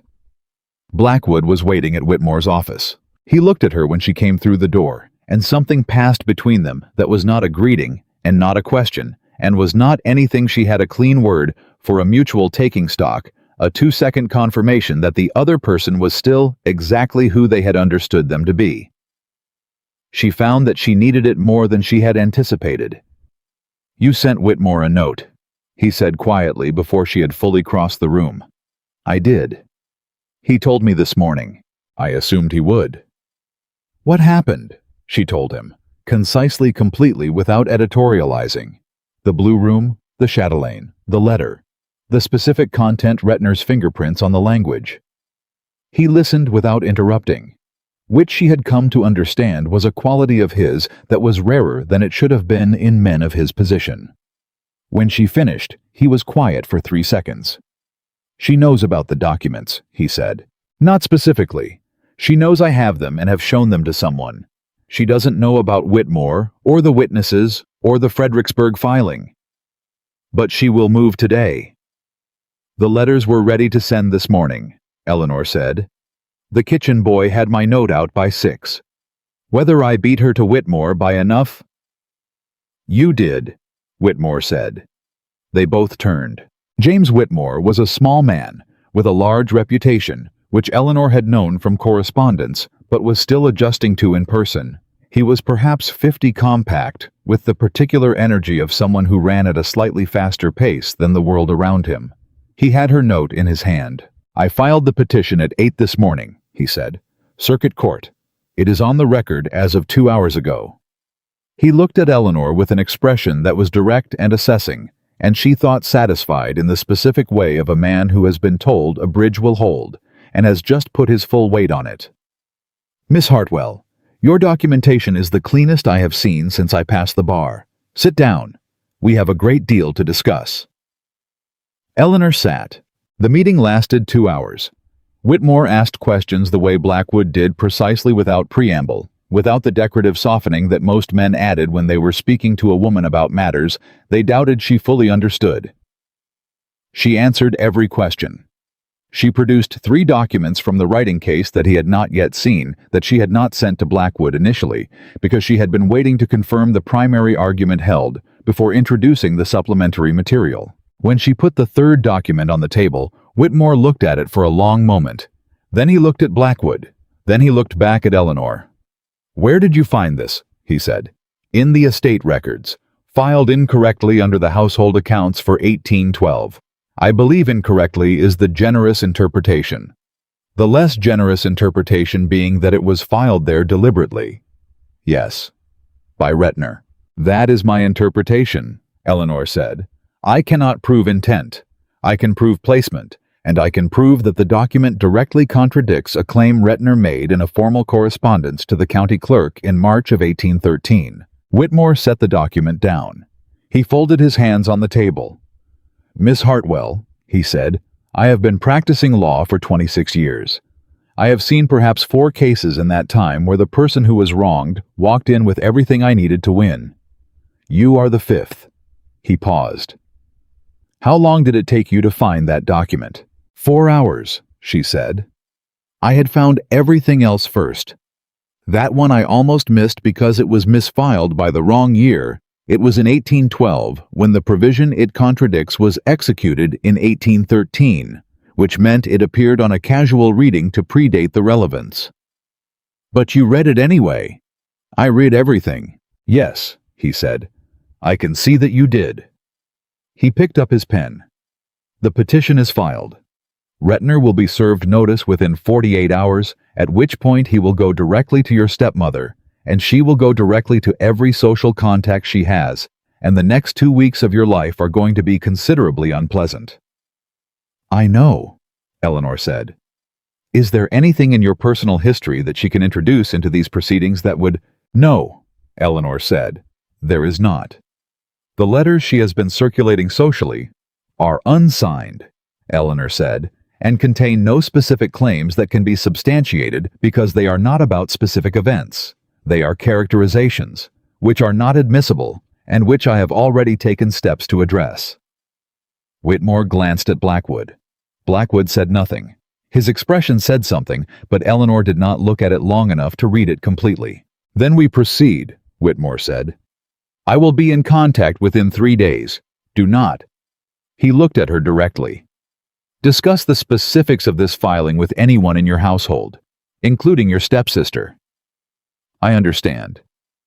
"Not because I doubt her," he said, "but because the fewer people who know the specific shape of what we've filed, the fewer people who can inadvertently or deliberately reshape it." "I understand," Eleanor said again. The meeting ended. She and Blackwood walked out together separately, technically, which was a performance they had both understood was necessary and which neither of them commented on. He took the south exit. She took the main door. They met beside the carriage at the corner, which was not visible from Whitmore's windows. "Are you all right?" he said. "I'm fine," she said. She stopped, started again. Because he had asked with the directness of someone who wanted to know, and not with the polite performance of someone discharging a social obligation. And the difference between those 2 things was still 3 weeks in, something her system had not fully adapted to. "I am more fine than I expected to be," she said honestly. "The filing changes things," he said. "Yes. Beatrice is going to— It is going to be bad, Nathaniel." She had used his given name. She heard it the moment it was out and did not take it back because taking it back would have been worse than leaving it, and because it was simply accurate. He was Nathaniel to her now. That had happened somewhere in the last 3 weeks without her scheduling it. He did not react to it overtly, but something settled in his face, something that had been in a preparatory state and had now completed its preparation. "I know it's going to be bad," he said. "I have been thinking about that. You should not, whatever social positioning you've done, you should not attach yourself more publicly than you already have. If Beatrice moves to characterize this as Eleanor." She stopped. "I know what Beatrice will try to do," he said. "I am a federal district judge who has been practicing law for 15 years. I have had people try to damage my professional reputation before. I am aware of how it works, and I am not afraid of it." He held her gaze. "What I want you to tell me is what you need, not what you think is safe for me. What you need." She looked at him in the July sun outside Whitmore's office in Fredericksburg, and she thought about 11 years of Hartwell Estate, and the blue room, and the writing case with the brass clasp, and the 43 books on the lending library shelf. And she thought about being 19 in her father's study with 11 days, and a set of documents that told her everything her father had intended, and nothing about what she was supposed to do about it. "I need the proceeding to move faster than Beatrice can reframe it," she said. "I need the witnesses secured before she reaches them, and I need—" She stopped. "What else?" "I need to know," she said quietly, "that when this is over, when the estate is settled, and the provision is enforced, and Retner has been formally addressed, I need to know that what comes after is not a different version of the same situation. That I do not simply trade one form of powerlessness for another." He was quiet. It was the real quiet, the one she had learned to read. "What would that mean to you?" he said. "What would after look like if you could design it?" It was such a specific question, such a precise and direct and generous question, and she understood what it was asking, and she understood that he understood what it was asking, and the fact that they both understood it, and were standing in a public street, and the circuit court had been open since 8 this morning, and Beatrice Caldwell was somewhere in Richmond, reading a notification that would make her move, was possibly not the ideal moment for it. "Ask me that again," Eleanor said, "when the proceeding is closed." He looked at her for a moment. "I will," he said, with the tone of a man making a commitment he intends to keep. The carriage ride back was 3 hours, and Eleanor sat in the unmarked carriage and watched Virginia go past the window, and felt something she had been denying herself for 3 weeks settle into a shape she could no longer pretend was not there. She was falling in love with Nathaniel Blackwood. She had been falling in love with him since approximately the 4th sentence of their first conversation, which was inconvenient and poorly timed, and entirely consistent with the long-standing pattern of her life, delivering important things in complicated packaging. She would deal with it after the proceeding. She had a list. She went home to a house that had already changed. Beatrice was in the front hall when Eleanor came through the door, which meant the notification from the circuit court had arrived before Eleanor did, which was what she had expected and had still somehow hoped might not happen. "You filed," Beatrice said. Eleanor set her coat on the hall table. "Good evening, Beatrice. You filed against me, against this household, against your father's estate, against a misapplication of my father's testamentary provision," Eleanor said, "which are not the same thing." "They are the same. Eleanor, do you understand what you have done? Do you understand what this means for this family's standing? The talk, the scrutiny, the court records are public. Everyone in Richmond will—" "Yes," Eleanor said. "They will read that my father provided for me and that provision was not executed. That is what they will read." Beatrice's face went through several expressions rapidly, landing finally on something that was less anger than it was the specific look of a person who has just understood that the terrain has shifted and the ground they were standing on is no longer where they left it. "Retner will fight it," she said. "I know. He will make you look. He has colleagues, Eleanor. He has 30 years of relationships in this county. He will find ways to—" "I know," Eleanor said again. She was very calm. She was calm the way a person is calm when they have prepared for a moment for 3 years, and the moment has arrived, and the preparation is either sufficient or it isn't, and there is nothing left to do but stand in it. "Beatrice, I want to say something to you." Beatrice looked at her. "I did not do this to hurt you," Eleanor said. "Or Lavinia, or Catherine. I did this because my father intended for me to be provided for, and I was not, and I am not willing to spend the rest of my life pretending that is acceptable. She held Beatrice's gaze. What happens in the proceeding will be determined by the documents and the law. I have not fabricated anything. I have not exaggerated anything. Everything I have filed is real and documentable, and was prepared with the kind of care that does not leave room for successful misrepresentation. She picked up her coat again. You might want to have a conversation with Rettner about what he is willing to put his name on in a formal proceeding. She went upstairs. She heard Beatrice stand in the hall below for a long time before she moved. The next 8 days were the hardest. 8 days Eleanor could remember, and she had a long memory for hard days.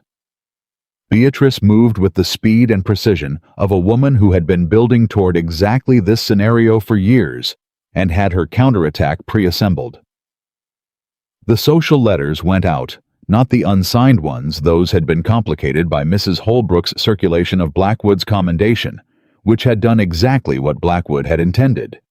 The letters that went out were signed formal and carefully worded to stay on the correct side of the line between social commentary and actionable defamation, which meant Beatrice had gotten legal advice herself, which meant Rettner had told her what she could and could not put in writing. The Holbrook social circle grew cooler.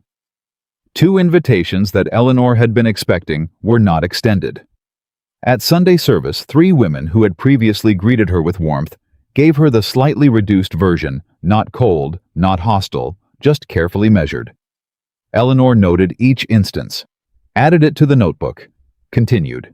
On the 5th day, one of the witnesses, a man named Cartwright 72, who had signed her father's provision in 1810, sent her a note saying he had received a visitor and was feeling uncertain about his participation.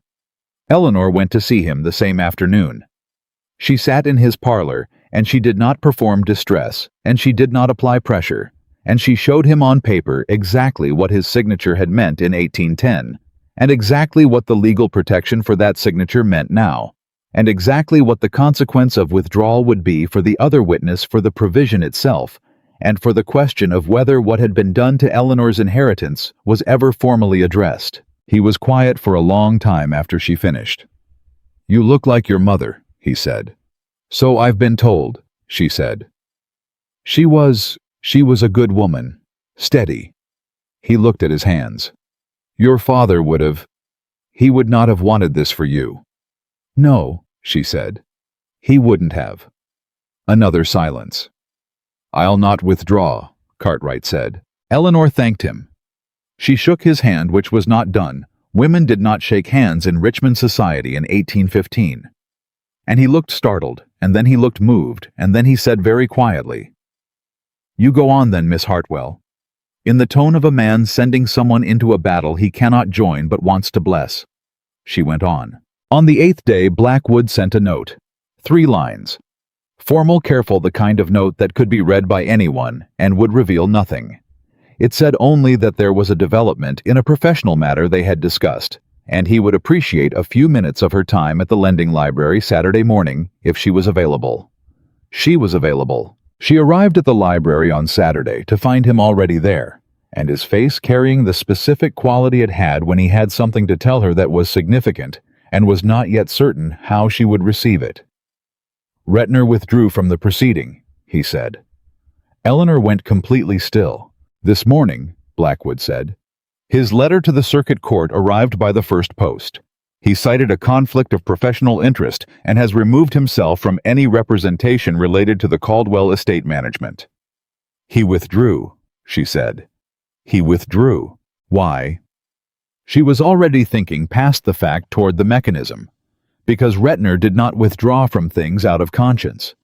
Rettner did not have the kind of conscience that produced voluntary withdrawal from positions of advantage. What happened? Blackwood held her gaze. I paid a professional courtesy call on the county clerk's office on Wednesday. The county clerk, she said. A formal visit. Entirely routine. The kind of visit a federal district judge makes periodically to the offices of record in his jurisdiction. A pause. I looked at the filing records for 1812 and 1813. Publicly available records. I made a note of certain discrepancies. In my official capacity. Nathaniel. A judge reviewing public records is not a legal intervention, he said.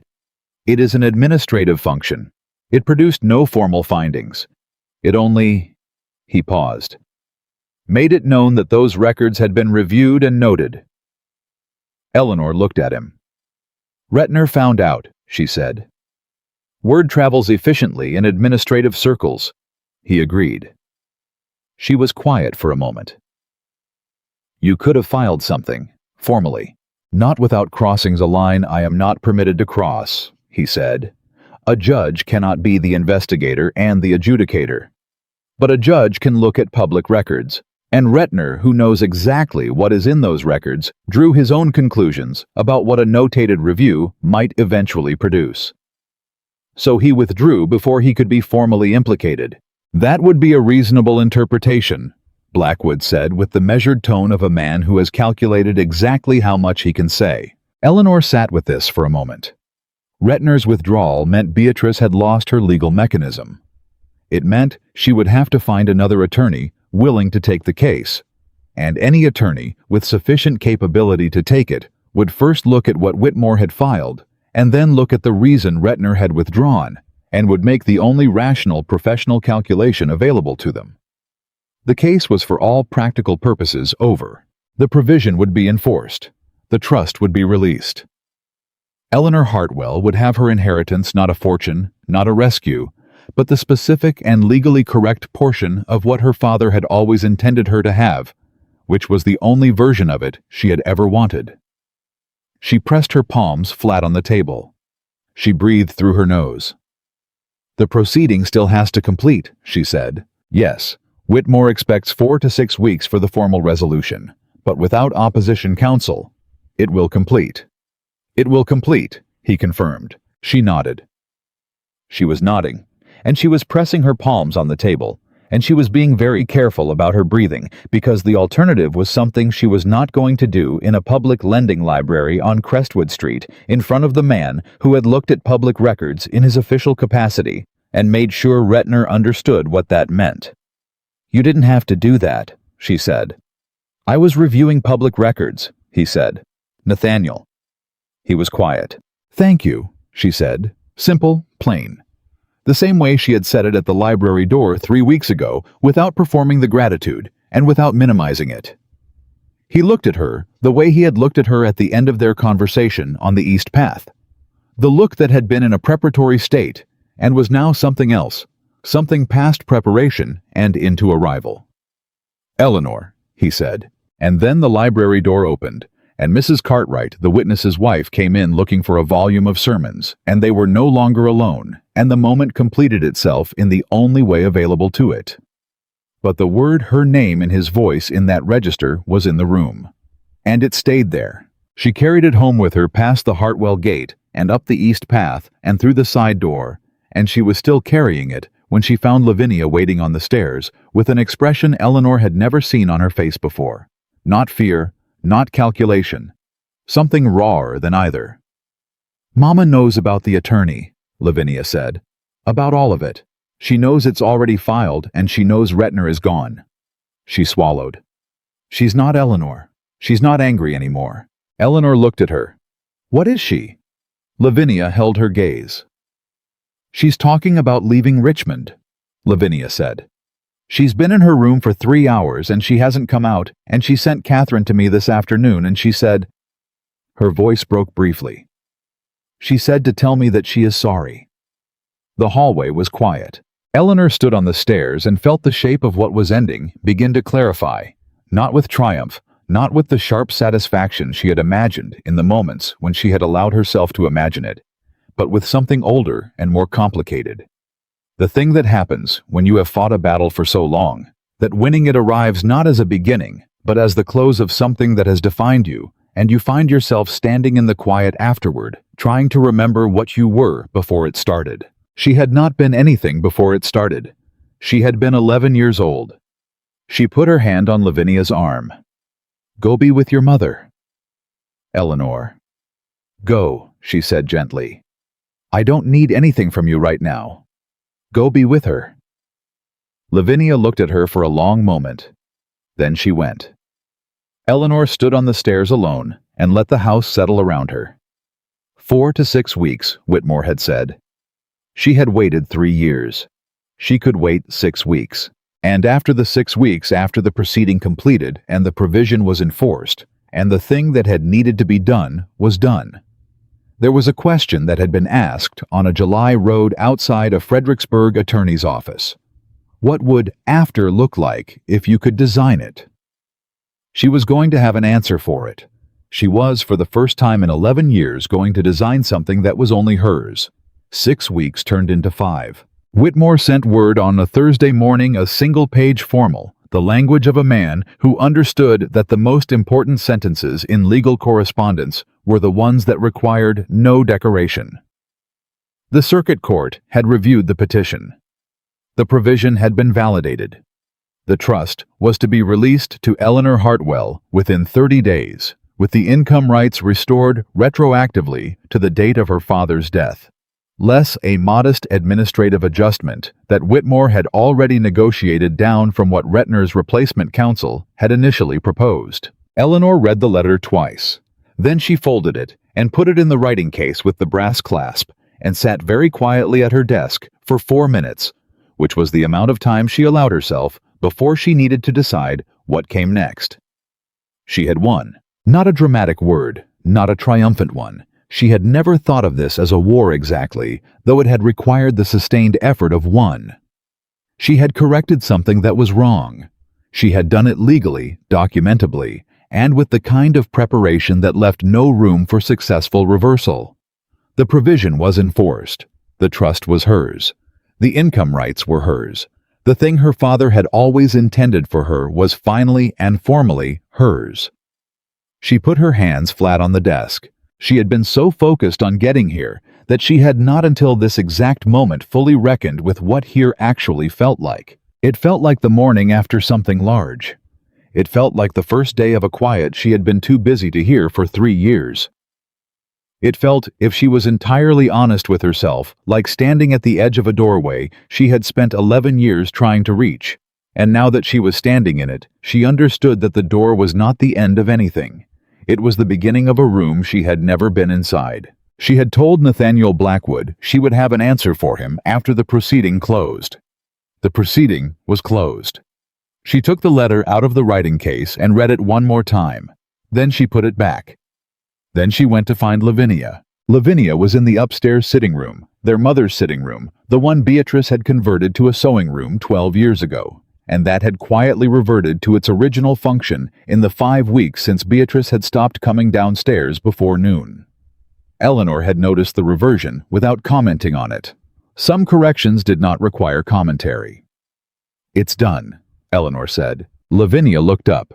She had a piece of needlework in her hands that she was not working on. She had been sitting with it. Eleanor understood the way a person holds something familiar when they are waiting for news and need their hands to be occupied. "The court," Lavinia said. "The court," Eleanor confirmed. Lavinia set the needlework down. She looked at Eleanor with the direct, unassembled expression that Eleanor had come to understand was the realist version of her stepsister, the version that existed before the social performance assembled itself in the morning. The version that had come to her room with a pale face and information about the Chatelaine key. "Are you all right?" Lavinia said. "Yes," Eleanor said. And then, because she was done with partial truths, at least with this particular person, "I don't quite know what to do with myself." Lavinia was quiet for a moment. Then, "That's because you've been doing something for 3 years, and now it's done." "Yes." "What happens now?" Eleanor looked at her stepsister, 20 years old, sitting in a room that had been reclaimed from a woman who was currently upstairs, deciding whether Richmond was still a viable location for the remainder of her life. 20 years old and significantly more capable than anyone had systematically allowed her to develop, into which was something Eleanor had been thinking about. "I have some ideas," Eleanor said, "about what happens now, for both of us." Lavinia looked at her. "You have a good mind," Eleanor said. "You have been trained to use it primarily for social strategy, which is a waste of a good mind. I intend to have some resources of my own now. I am considering what I might do with them." She paused. "I wondered if you might be interested in a conversation about that." "What kind of conversation?" "The kind," Eleanor said, "where you tell me what you actually want, and I tell you what I am actually planning, and we figure out whether those things can be arranged to work together." She held her stepsister's gaze. "Not a Beatrice kind of arrangement. A different kind." Lavinia stared at her for a long moment. "Ellie," she said, the childhood name, the one she only used when she was frightened or real. "Are you asking me to trust you?" "Yes," Eleanor said. "I am." Another silence. "All right," Lavinia said. "All right, yes." Eleanor nodded. She would come back to that conversation. First, she had somewhere to be. She wrote a note to Blackwood. Brief, plain, the kind of note that could be read by anyone, and would reveal nothing except that there was a development in a matter they had been corresponding about, and she was available Saturday morning if he wished to meet. She sent it by the kitchen boy, who had by now become so accustomed to this assignment that he accepted the coin and the note with the professional composure of a much older person. Then she waited for Saturday. Saturday arrived the way important days sometimes do, with the particular quality of ordinary time that has stopped being ordinary, where each hour feels slightly more deliberate than usual, where the light seems to know something about the day that you are still learning. Eleanor was on the east path by 8:30. He was already there. She had expected this. She realized, come to structure certain things around the fact of it, that he was always early, that he arrived before her, that there was something in the way he occupied the beginning of their meetings that she had stopped cataloging as a data point and started simply accepting as a feature of how things were between them. "The court decision," he said when she reached him. "Thursday morning," she said. "Whitmore's letter." He was quiet for a moment. Just a moment. And then he said, "Good," in the tone of a man for whom that word carries considerably more than its 4 letters. "Yes," she said. They walked. The east path in August was different from July. The shade deeper, the heat having settled into something more familiar and less aggressive. The kind of late summer that Virginia does quietly and well. Eleanor had walked this path hundreds of times. It had never felt quite like this. "I have been thinking," she said, "about what you asked me, on the road from Fredericksburg." He did not pretend not to know what she meant. What would after look like if you could design it? "Yes." She kept her eyes on the path ahead. "I have been thinking about it for 5 weeks, with more consistency than I would like to admit." And she stopped walking. He stopped beside her. "I want to stay at Hartwell Estate," she said. "Not because I have no other options, I intend to develop other options, but because it was my father's, and because I have a legal right to be there now, and I am not going to leave a thing I have spent 3 years establishing my right to occupy." She turned to look at him directly. "I want to continue what I started with Lavinia. I think she has been managed into a corner she didn't choose, and I would like to see what she is capable of when someone treats her intelligence as an asset instead of a liability." She held his gaze. "I want the trust administered the way my father intended it to be administered. I want Retner formally replaced with a solicitor of my own choosing. I want—" She stopped. "What else?" he said. "I want—" She said it carefully. Not because she was afraid of saying it, but because she had been thinking about how to say it for 5 weeks, and she wanted to say it correctly. The way she had come to understand he valued correctness, not as performance, but as precision, as respect for the weight of what was being said. "I want to be chosen," she said. "Not managed, not accommodated, not married because it resolves a social question, or because someone has decided it is the sensible next step for a woman of my situation. I want to be chosen the way—" She paused. "The way you chose to walk across that ballroom, without a calculation. Or if with a calculation, then, because the calculation pointed somewhere that was also underneath the calculation true." He was looking at her. "That is what I want," she said.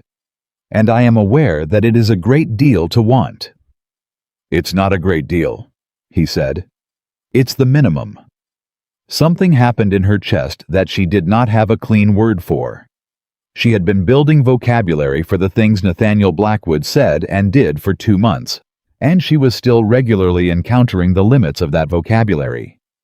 The minimum, she repeated. What you have described, being chosen honestly, being treated as someone whose intelligence is an asset, being given the space to build the thing you are building, that is not a great deal to want.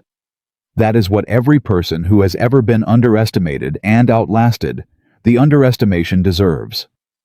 He held her gaze. It is not a demand. It is a correction. She breathed. I want to make something clear, he said, because I have been thinking about how to say this correctly for longer than 5 weeks, and I would like to say it now that the proceeding is closed, and there is nothing between what I am going to say and the truth of it. Eleanor looked at him. I did not come to your side of that ballroom because I calculated that it was strategically useful, he said. I came because your stepmother said something that was wrong and I did not agree with it, and I was standing close enough to do something about it, and I chose to. That is the honest version. He paused. Everything that came after the library, the dinner, the attorney, the records clerk, I did those things because they were the right things to do.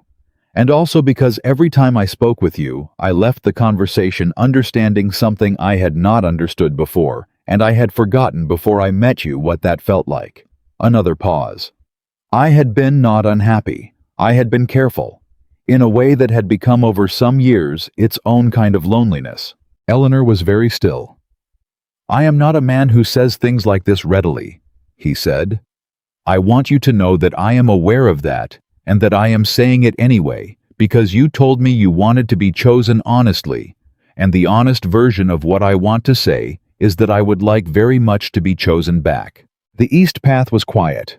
The old oaks were quiet. Somewhere on the other side of the property line, a bird was doing something with enormous confidence, and the late August light came through the branches the way it does when summer is beginning its long, slow, unhurried departure. Eleanor Hartwell stood on the path her father had walked, and his father before him, and she looked at the man who had reviewed public records in his official capacity and made sure Retner understood the implications, who had told Mrs. Governor Holbrook specific things in a specific social register, who had been early every single time, and she understood with the complete and irreducible clarity of someone who had spent 11 years reading situations for what they actually were, rather than what they were presented as being, that this was real, not managed, not calculated in the way that excluded feeling. Real. Nathaniel, she said. Yes. I have some conditions. Something moved in his face, not surprise, not resistance. Something that looked, if she was reading him correctly, like relief. Like a man who had been hoping she would have conditions. Tell me, he said. The estate remains in my name, she said. The trust is administered by the solicitor of my choosing. I intend to develop an independent correspondence with James Whitmore on certain legal questions I have been thinking about, and I will not require permission to do so. She held his gaze. I will not become invisible because I am no longer fighting.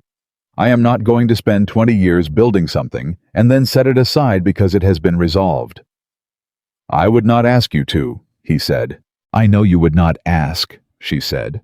I am telling you anyway because I want it said. I want it in the open where both of us can hear it. Then I hear it, he said. And I add my own, I will not manage you.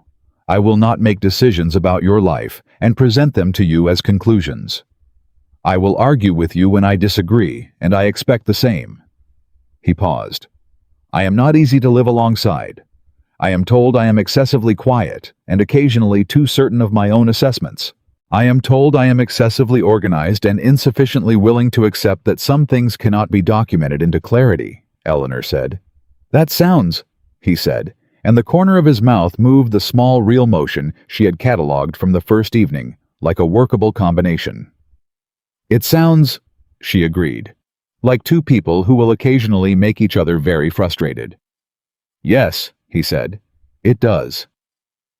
They looked at each other on the east path in the late August light. I choose you, Eleanor said, plainly, without decoration. the way she had learned from watching him that the most important things were best said without the performance of saying them. I have been choosing you in small ways since the lending library. I would like to do it in a larger way now. Then, he said, and the word landed with the same quiet weight it had the night of the Richmond Manor Ball. The same completeness, the same quality of a man who understood that the words he chose would be held to. Tell me how you wish to be chosen, specifically, so I do not guess when I could ask. Eleanor thought about it. She thought about it with the same careful attention she had given to the estate documents, the legal provisions, the filing strategy, the same honest, organized, unsentimental intelligence. That was, she understood now the thing that had most caught his attention from the beginning, and that she had no intention of softening into something more socially legible. Come to dinner, she said, as my guest, not as my stepmother's, not as a man being positioned in a social strategy, as someone I have invited. She held his gaze. And when people ask, because they will ask, this is Richmond, and people ask, tell them the truth. That you came because I asked you, and you wished to come. That is the truth, he said. I know, she said. I want you to say it anyway, out loud, where the room can hear it. He looked at her steadily. Wednesday, he said, if that suits. Wednesday suits, she said. He inclined his head, that small, precise gesture she had catalogued from the first evening, the acknowledgement that required no elaboration. They walked back along the east path together, and it was different from the previous Saturdays, in a way that was not dramatic and was entirely complete. The difference between a path you have been approaching and a path you are simply on, moving forward with the ordinary and extraordinary business of what comes next. He left at the north end. She went south toward the Hartwell gate. She was halfway up the drive when Lavinia appeared at the side door. Well? Lavinia said. Eleanor looked at her. Your face, Lavinia said, is doing something I have never seen it do. Is it? It looks... Lavinia tilted her head. It looks like you got what you wanted. Eleanor considered this. Yes, she said. I believe I did. Lavinia smiled. Not the performance smile, not the social architecture smile. The real one. The one that reached her eyes and made her look 20 instead of 40. Good, she said. You deserve it. She stepped aside to let Eleanor through the door. Mama wants to speak with you, by the way. She came downstairs this morning. Eleanor paused. What kind of speaking? The quiet kind, Lavinia said. Not the other kind. Eleanor nodded. She had not been avoiding this conversation exactly. She had been waiting for it to be the right kind before she had it, and quiet was the right kind. Beatrice was in the front parlor. She was sitting, not arranged, not positioned, just sitting in the chair nearest the window, with her hands in her lap, and her posture, the particular posture of a woman who has put down something heavy and has not yet decided what to do with her hands now that they are empty. Eleanor, she said. Beatrice. A silence, not hostile, a different kind. I received Whitmore's formal notification, Beatrice said. As did I. He was very professional. The language was very... She stopped. I want to say something to you. All right, Eleanor said. She sat in the chair across from her stepmother, not because it was a comfortable position, but because she was not going to conduct this conversation standing, and because sitting across from someone, rather than above them, or below them, was the only geography that made sense for what she understood this was going to be. Beatrice looked at her hands.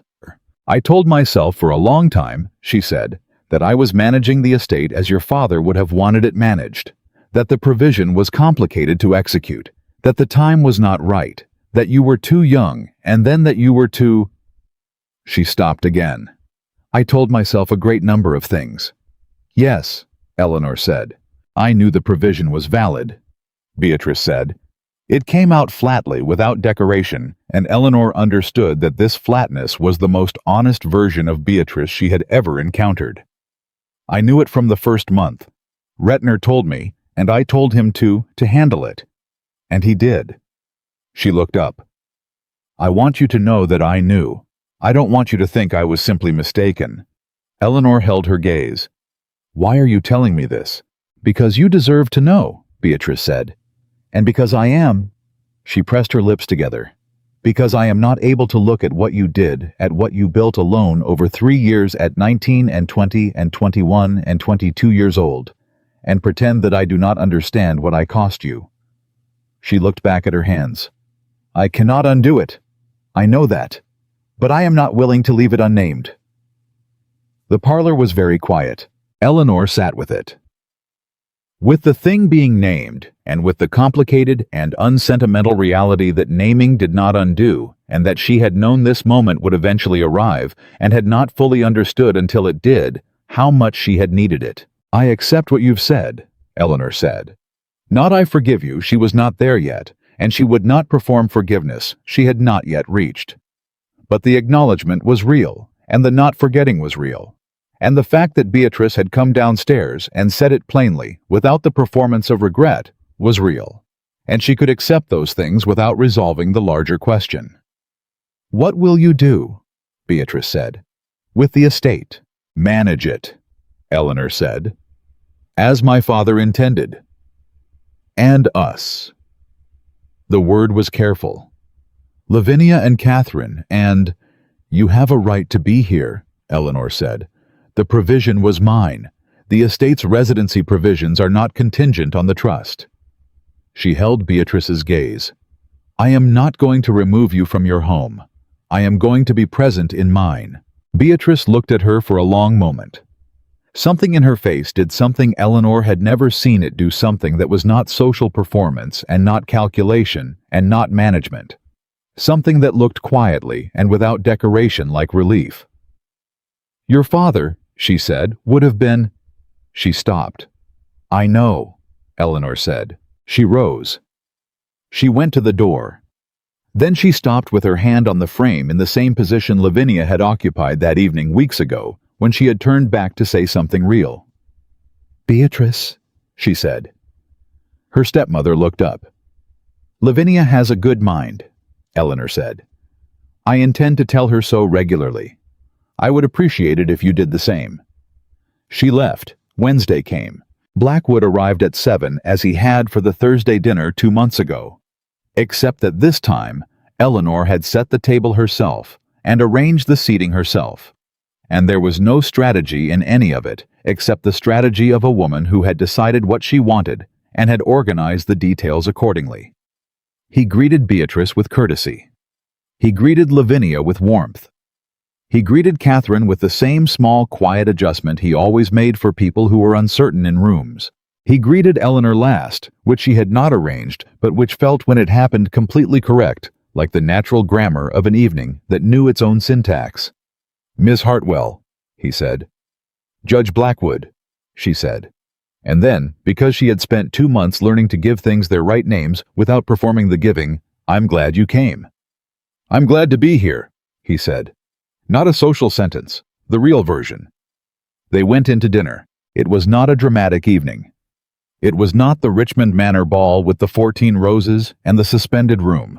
It was 4 people and a table and a July heat that had mellowed into August's quieter version, and conversation that moved between the practical and the personal, and the occasional comfortable silence that happens between people who no longer need to fill every space with performance. Lavinia asked Blackwood about circuit court procedure, and he answered her with complete seriousness, and without the slight condescension that most men of his position applied automatically when explaining legal matters to women. And Eleanor watched Lavinia's face register this, and file it, and begin slowly to open toward it. And she thought about what she had told Lavinia about good minds, and the waste of them. Catherine talked about a book she was reading, and Blackwood had read it, and they talked about it for 10 minutes, and Catherine was flushed with the specific happiness of someone who has been taken seriously in a room for the first time. Beatrice was quiet for most of the evening. But she was present. She had come to the table. That was, Eleanor thought, sufficient for now. After dinner, when the gentlemen had briefly separated and then rejoined the company with the now familiar efficiency of a man who found the separation more ceremonial than useful, Blackwood found Eleanor near the east window. The window again. She thought of the first evening, The strategic placement, the jasmine. Now she was near it, because she liked the east window, and she had no reason to stand anywhere she did not choose to stand. "Your stepsister asked me 3 genuinely sophisticated legal questions at dinner," he said. "I know," Eleanor said. "I told her she could." "You told her she could ask a federal district judge sophisticated legal questions at dinner." "I told her to ask what she actually wanted to know and not to use the social question version," Eleanor said. "She has been performing social questions for 20 years. She needed someone to tell her the real version was permitted." He looked at her with the steady, unhurried attention she had stopped cataloging and started simply receiving. "You are going to be very good at this," he said. "At what?" "At building the thing after," he said. "The room past the door you spent 11 years reaching." She looked at him. "I have been thinking about that image," he said quietly. "Since you said it at the library, the door. What it means to spend that long getting to a threshold and then find yourself inside a room with no map. And," she said, "and I thought—" He paused. The careful pause, the real one. "I thought that the useful thing when you are in an unmapped room is to have someone alongside you who is not afraid to say when they don't know the way either, and who won't pretend to a map they don't have." Eleanor looked at him for a long moment.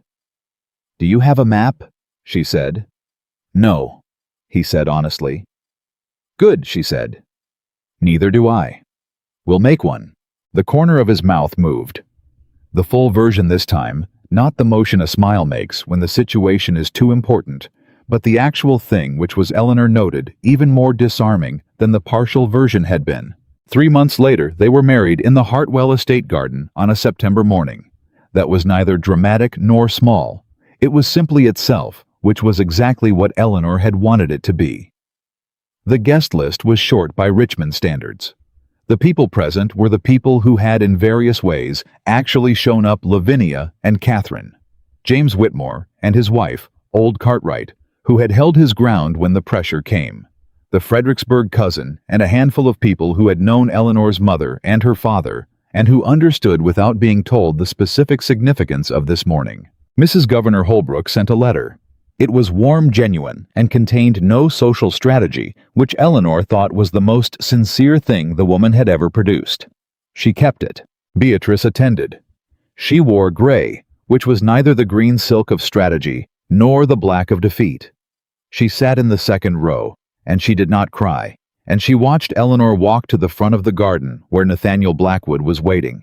And when Eleanor passed her, she gave Eleanor a single nod that contained Eleanor understood the compressed weight of everything that had been said in the front parlor, and everything that had not yet been said, and everything that might over time, and with the particular patience that Eleanor had proved she possessed, eventually find its way to something that resembled peace. Eleanor nodded back. She walked forward. Nathaniel was watching her come toward him, with the plain, undefended attention that had been from the first evening the thing she trusted most about him. The look that did not perform, and did not manage, and did not give her a curated version of his regard. He watched her the way he had watched her from across the Richmond Manor ballroom on a July night when he had counted 14 roses in a wallpaper pattern, and seen her counting them, and decided without calculation that this was something worth walking toward. She reached him. "Miss Hartwell," he said quietly for the last time. "Judge Blackwood," she said for the last time. And then they said the things that needed to be said in front of the people who had actually shown up in the garden of the estate that was hers, in the September light of a year that had asked more of Eleanor Hartwell than any year she could name, and had given her in return more than she had known to ask for. Afterward, when the guests had moved to the house and the garden had gone briefly quiet, Eleanor stood for a moment alone at the rosebed that ran along the south wall, her mother's roses which Beatrice had maintained. Eleanor had always privately noted with more care than she maintained most things, and she stood with the morning around her and the full and particular weight of what had just happened settling into its proper place. She was not invisible. She had never been invisible. That had always been the wrong word for what she was. She had been unseen, which was different. Unseen meant the failure was in the looking, not in the person being looked for. She had known this for 11 years. She had known it before she found the documents, before Whitmore, before the East Path, and the lending library, and 14 roses in a repeating wallpaper pattern. She had known it and held it alone for 11 years. And now it was known by others, and the thing she had built alone had been joined, and she was standing in her mother's rose garden on the morning of her wedding, and the September light was doing what September light does in Virginia. It was clear and honest, and without the performance of summer's heat. Just the plain and sufficient fact of a world that had continued faithfully, and without particular regard for how long things had taken to exist. Nathaniel appeared beside her. He did not announce himself. He simply arrived, which was, she had come to understand, one of his essential qualities. He appeared at the point where he was needed without drama and without requiring acknowledgement of the arrival. "The roses," he said. "My mother's," she said. "Beatrice kept them." He was quiet for a moment. "That speaks well of her." "Yes," Eleanor said. "It does. I have decided to let it." He looked at her. "I have decided," she said, "to let it speak well of her, and to let the rest be what it is, and to spend my energy on the room with no map instead of the corridor that got me to it." "That seems," he said, like wisdom. "It seems," she said, like a beginning. He offered her his arm. She took it, not because she needed steadying, and not because the gesture was performed, but because it was the right thing for this moment, and they were both of them people who understood the value of giving the right thing its right form. They walked back toward the house, toward Lavinia's voice carrying across the garden, and Catherine's laugh, and the sound of people who had shown up being in their various ways present, and the September morning opened ahead of them without apology, and without a map, which was exactly how Eleanor had decided she intended to meet every morning that came after this one. She had never been unworthy. She had simply been unseen, until she built with 11 years of patience, and 3 years of preparation, and 40 minutes with a borrowed key, the conditions under which a man who knew how to look finally had the chance to do so. And she had been worth every single moment of the looking.